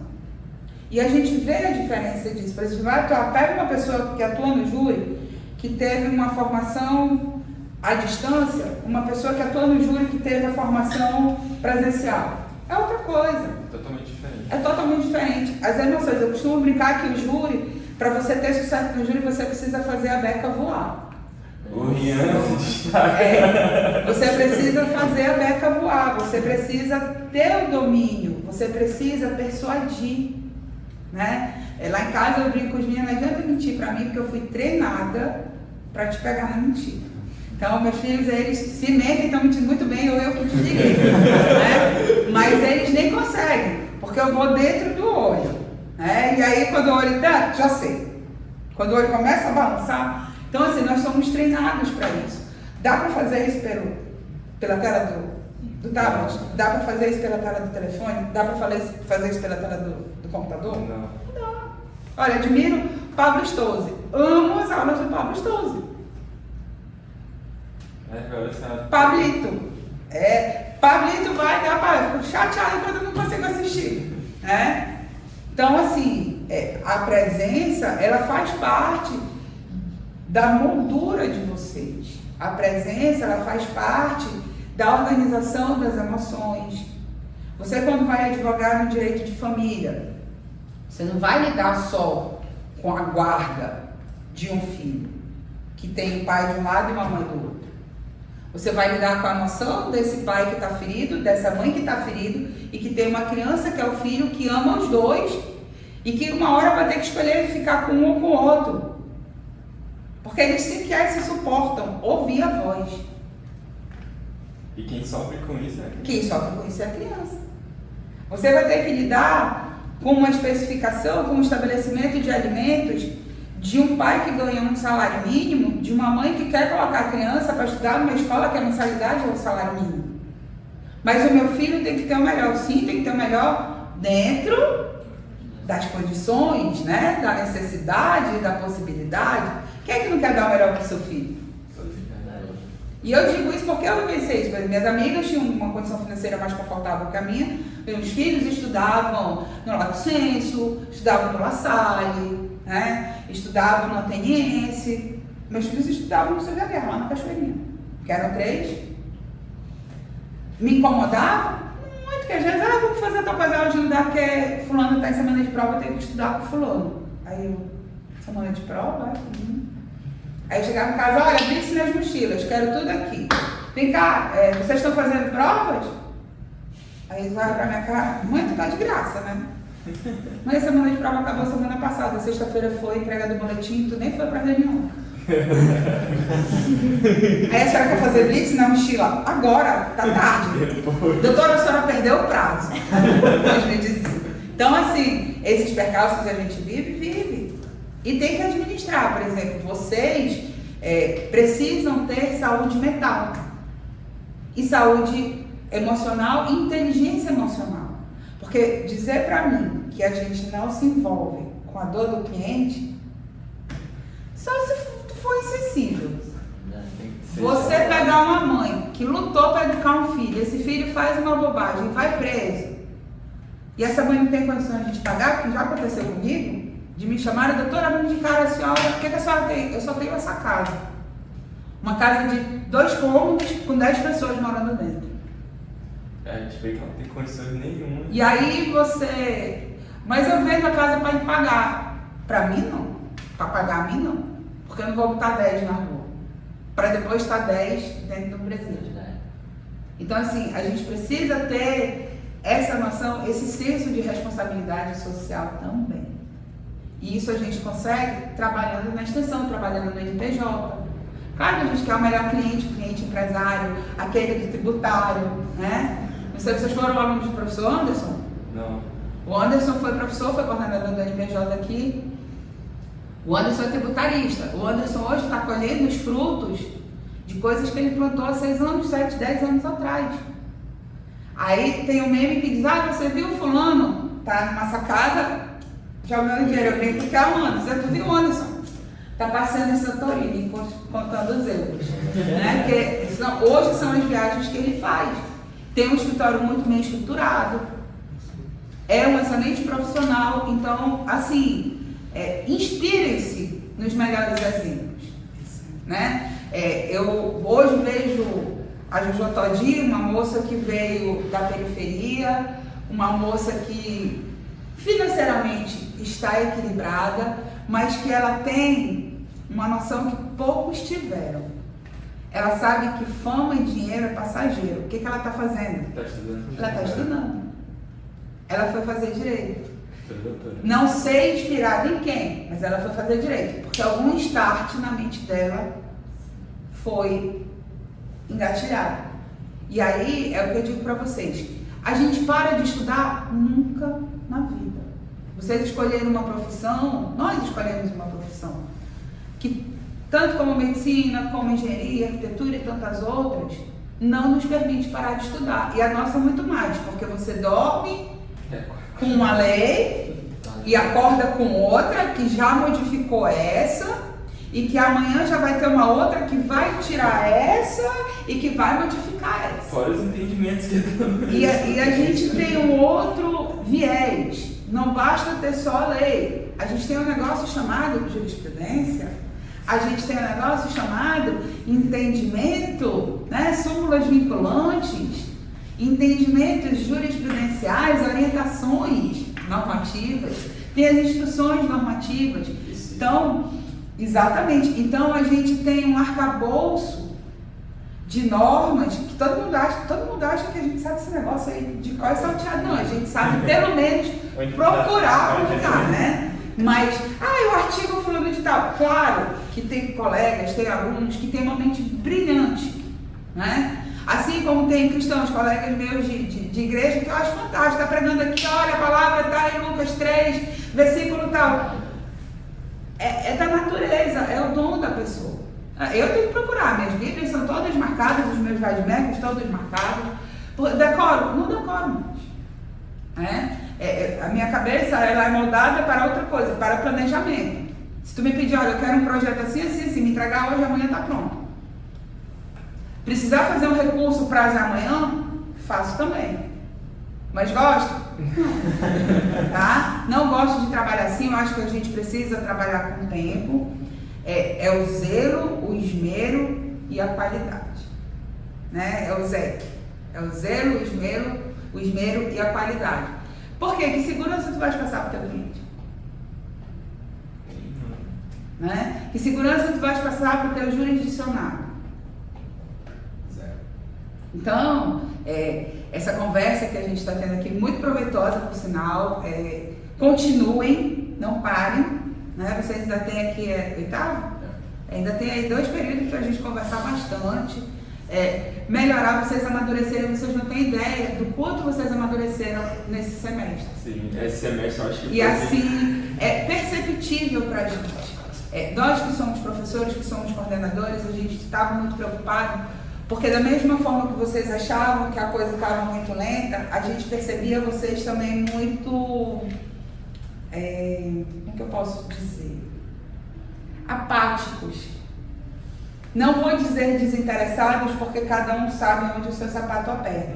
Mas apáticos, a gente convidava para os eventos, a gente convidava para participar e a gente não via resultado. A gente não via coisa de gente. Quantas vezes eu dobrei o meu joelho no altar no culto sexta-feira, Senhor, move o coração desses meninos, planta neles a semente da necessidade de estudar. Que oração é essa, né? A gente não ora só pra gente, né? Eu pelo menos oro por todo mundo, para guardar, para proteger, para cuidar de vocês na hora que vem, que sai, a gente sabe dos perigos, né? A gente semestre passado perdeu uma aluna, né, que se matou, fui lá no velório, é de doer, porque assim, eu sou, apesar de ter cara de durona, mas eu sou muito mãezona. Se chegar ali na minha frente, professora, já vou chamar a Jaqueline da psicologia, a gente já vai resolver ali, não, vamos dar um jeito, né? Ninguém tem interesse, da parte da coordenação e dos professores, tenho certeza, ninguém tem interesse que vocês fiquem aqui ad eterno, de jeito nenhum. Semestre passado eu fiquei tão feliz, eu consegui tirar daqui 30 tutelados. 30 tutelados, que eu peguei no pé mesmo, que eu ligava, cadê os TCC? Vem deixar. Professora, vem aqui. Aí vinha, professora, não vai, só vai sair daqui quando eu corrigir tudinho. Senta aí. Aí corrigiu, eu vou te dar até depois de amanhã. Vinha trazer, entrou, vai colar grau. Por quê? Vocês precisam. Quem é que não quer comprar o seu carro? Todo mundo. Quem é que não quer fazer aquela viagem dos sonhos? Quem é que não quer olhar para a cara do cliente e ver e dizer assim, doutor, muito obrigada, era o que eu precisava. Ter honorários tem porque é a força do trabalho da gente, mas não tem honorário melhor do que você olhar no rosto do cliente e ver a satisfação dele pelo serviço que você prestou. Porque o ser humano foi feito para servir, né? Isso, a gente veio para servir. E se a gente, por exemplo, eu sigo o modelo de Cristo. Cristo serviu até no último suspiro. Então, ele é o advogado dos advogados. Então, misericórdia, compaixão, pena não, mas misericórdia, compaixão a gente precisa ter. Eu digo que eu vou morrer pobre, né? Porque eu tenho, assim, de dó, de quem não pode pagar, eu parcelo de 300 vezes, né? Eu não sei meter a mão assim, como é que tá a tua condição? Como é que tu pode pagar? Né? Professor, você já pegou pino? Vários! Professor, principalmente quando o profissional faz a sua função por amor, né? Olha, outro dia eu voltei a fazer atividade física, e aí a recepcionista lá da academia conversando, porque eu preciso resolver a questão da guarda do meu filho, porque eu recebi um convite para ir morar na França. Aí eu disse, tu pretende ir embora quando? Em outubro. Aí eu disse, querida, a gente já está em agosto. Se tu não entrar agora, eu quero te dizer que tu não vai para a França ou tu vai sem o teu filho. Porque tu não vai conseguir. É demorado. É assim. Doutora, por que tem que ir para a justiça? Tem. E demora. Se tu for entrar para citá-lo, para ter audiência, essas coisas. Doutora, e agora? Eu não sei o quê. E a gente já não tinha começado aqui o núcleo, né? Aí se faz o seguinte. Tu te dá com ele, com o pai da criança? Não, a gente se dá bem, né? Vai com ele lá em casa sábado. Eu atendi lá em casa, eu fiz, eu não cobrei nada. Hoje ela está onde? Na França, com o filhinho. Legal. Então, assim, isso é o princípio da semeadura. Eu não cobrei dela. Mas aquele lá de cima está vendo a minha obra e ele vai mandar um outro que vai pagar pelo dele e pelo dela. Então, assim, a gente precisa semear coisas boas. Que aquilo que a gente pode até não saber o que vai plantar, mas o que a gente vai colher a gente sabe. Então, assim, tenham cuidado, cuidem mesmo, porque tem muito oportunista. E pega assim, recém-formado, vou trazer aqui para o meu escritório, vou doutrinar. Cuidado, não negocie os valores de vocês. É tudo muito fácil, é tudo muito sedutor. Meu pai dizia que tudo que vem fácil, vai fácil. E todo o atalho normalmente não te leva para o caminho que tu tem que ir, ele te leva mais rápido para o abismo. Então, se policie. É tentador. Quando eu estava na administração pública, quantas propostas eu recebi para o processo tramitar, para as coisas caminharem. E quantas vezes eu tive que resistir, que eu olhava um monte de boleto.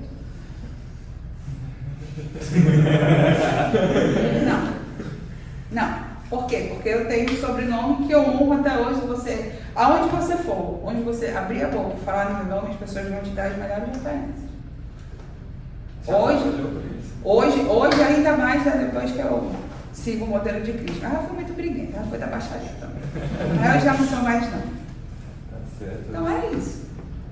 Professora, também quando a senhora parou de trabalhar e voltou, quando estava cuidando do seu filho, a senhora voltou para a advocacia? Voltei. Eu primeiro voltei com a advocacia e aí eu tive que fazer um revisaço, né? Porque a gente esquece procedimento, esquece regulamentação, esquece como achar as coisas no VADMEC, porque eu fiquei integralmente como enfermeira, né? E assim, só que o que ele não conseguia? Eu tinha me inscrito no concurso da Defensoria Pública de Roraima. E aí, enquanto ele estava em casa, eu continuei estudando. Então, eu tinha material, eu assistia as videoaulas, não com a dedicação que a gente precisa ter, mas ainda fui fazer o concurso até para ver que nível que eu estava. Mas nunca parei de estudar, não. Aí, a senhora voltou com a sociedade do pessoal? Ou... Não, a gente voltou com uma parceria. Ah. Eu não ia todo dia, até porque eu tinha que retornar. É muito engraçado, é como você voltar a fazer uma atividade física. Você precisa retomar o ritmo. Gradualmente. E aí eu senti, acordar, estacionar carro, me arrumar, passar o dia em casa, pra quê, né? Paguei mico, porque sapato guardado. Eu lembro que eu fui fazer uma diligência no Bradesco, o sapato descolou. Da ponta ao salto, no Eduardo Ribeiro, cara. Voltei descalça pro escritório. Experiência. Né? Então, assim, a gente tem esses perrengues. Uma hora passa. Né? Mas uma hora passa. Eu olho pra trás hoje é horrível, eu brinco. Mas a gente tem os perrengues, depois a gente ri de tudo isso. Mas é isso que faz a gente chegar na plenitude. Olha, eu vou fazer 50 anos em março do ano que vem. Faço 25 de formado em agosto. Então, é metade da minha vida. Foi o casamento que mais deu certo. Foi o casamento que eu já quis deixar. Já me desgostei. Já tive crise existencial. Também. Eu fui pro comércio, talento, zero. Tive uma padaria paralela ao direito. Não deu certo. Padaria faliu.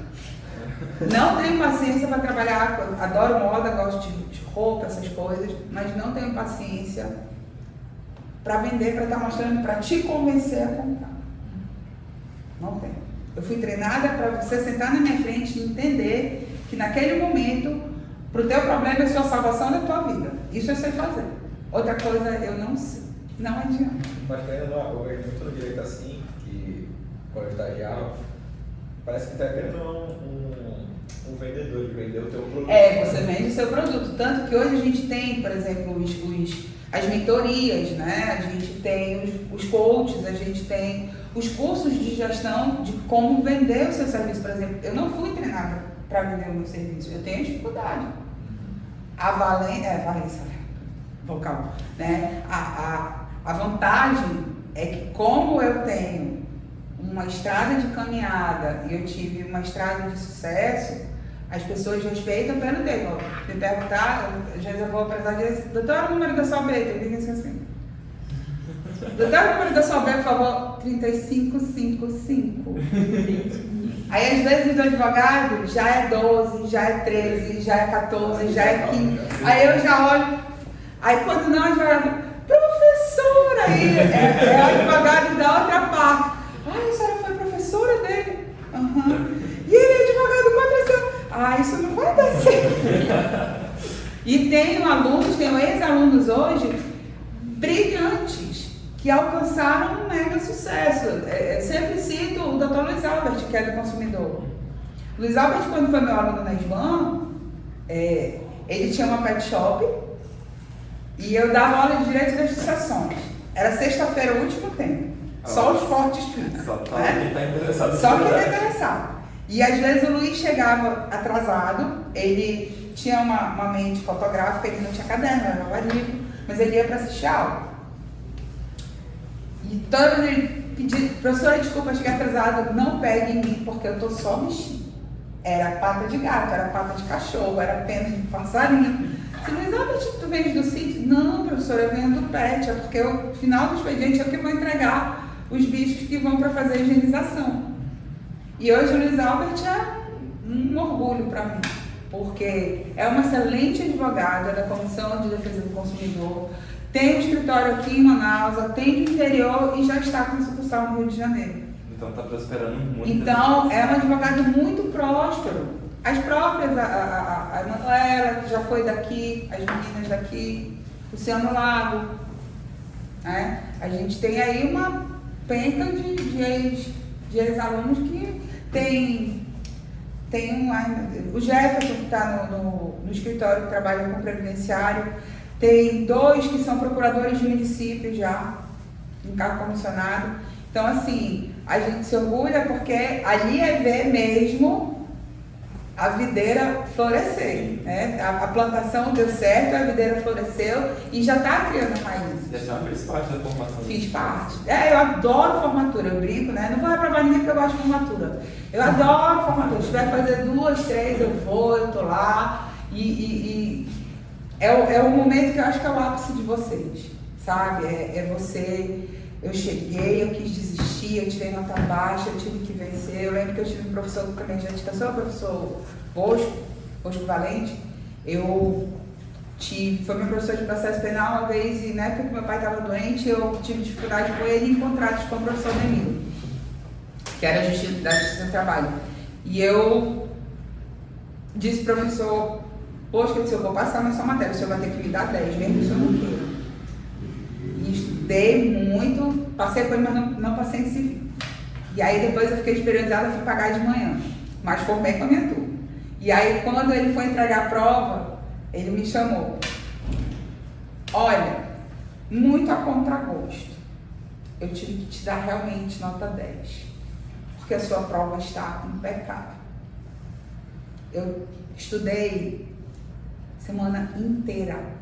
Acho até que negligenciei o civil em detrimento do processo penal. E tirei 10. Então, quando vocês se propõem, cumpram. Não prometam para ninguém, prometam para vocês o que eu quero.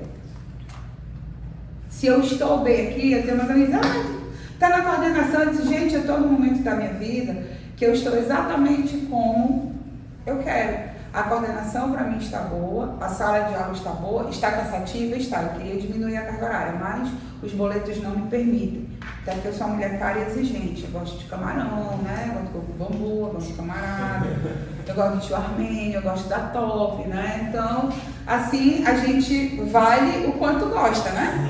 Então, eu gosto muito de carro, né? Eu tenho esse lado.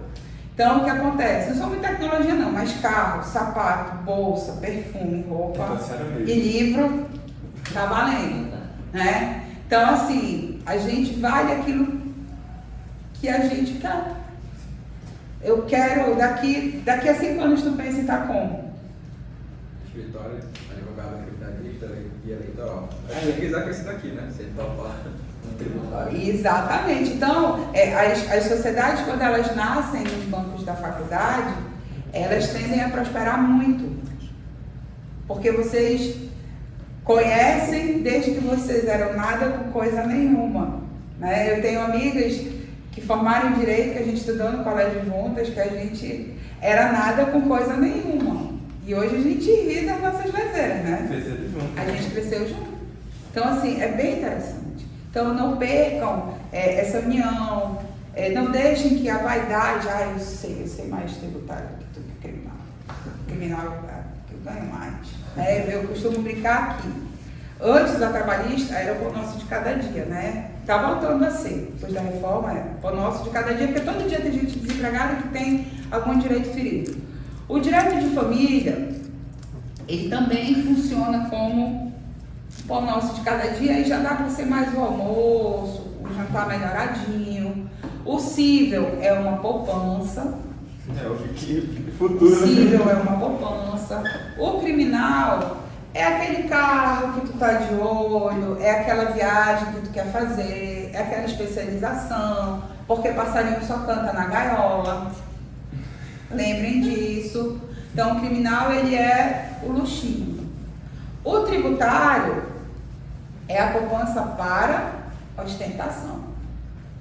Nossa amiga Alexandre quer seguir essa... O tributário e o empresarial é a ostentação. O oculto, né? Porque assim, quando demora a sair, mas também quando sai, você vai Sai bem. contar euros. Então, é isso. Bom, professora, agradecer a sua presença, né? Em nome de todos nós, do Ian, do Ida, do Brian, do nosso editor-chefe aqui, o Ricardo. Foi muito bom ter... Jason, a Larissa. Em nome de todos que vão assistir esse vídeo, né? Pedir para a senhora deixar uma fala motivacional para quem quer cursar o curso de Direito e... Ou quem está nessa caminhada. Quem está nessa caminhada e quem está fazendo a prova da OAB, já passou na primeira fase, foi para a segunda, infelizmente não conseguiu mais estar aí para fazer de novo. Deixar uma fala motivacional para seguir em frente. Muito bem, então vamos por partes da motivação. Para quem quer cursar Direito, descubra primeiro dentro de você a vocação. O curso de Direito é um curso que te exige muita leitura, muita interpretação, muito estudo. Se você não tiver essa predisposição, não venha porque você vai se frustrar. Não é nem porque você vai ser um mau profissional, é porque você vai se frustrar com aquilo que você programou para a sua vida que não vai alcançar. Para quem já está cursando, está no começo do curso, e aí eu brinco que é do primeiro até o quarto período, né? Aproveite tudo, porque se você tem uma boa base do primeiro ao quarto, do sexto ao 10º, fica menos dolorido, a caminhada fica menos pesada. Então, se dedica, do primeiro ao quarto é o momento de você ler, de você formalizar vocabulário, de você estruturar as ideias e os pensamentos. Seu companheiro é um dicionário jurídico. Escolha os seus ídolos, escolha os seus modelos, escolha em quem você quer se espelhar. Se você for perguntar para um artista, todo artista tem um artista que ele se espelhou. Então, que vocês sejam assim e sejam humanos. Antes de serem técnicos da área do direito, da ciência jurídica, sejam humanos. A dor do outro importa sim. A nossa dor também importa. Então, sopesem para não fazer para o outro aquilo que vocês não querem que façam para vocês.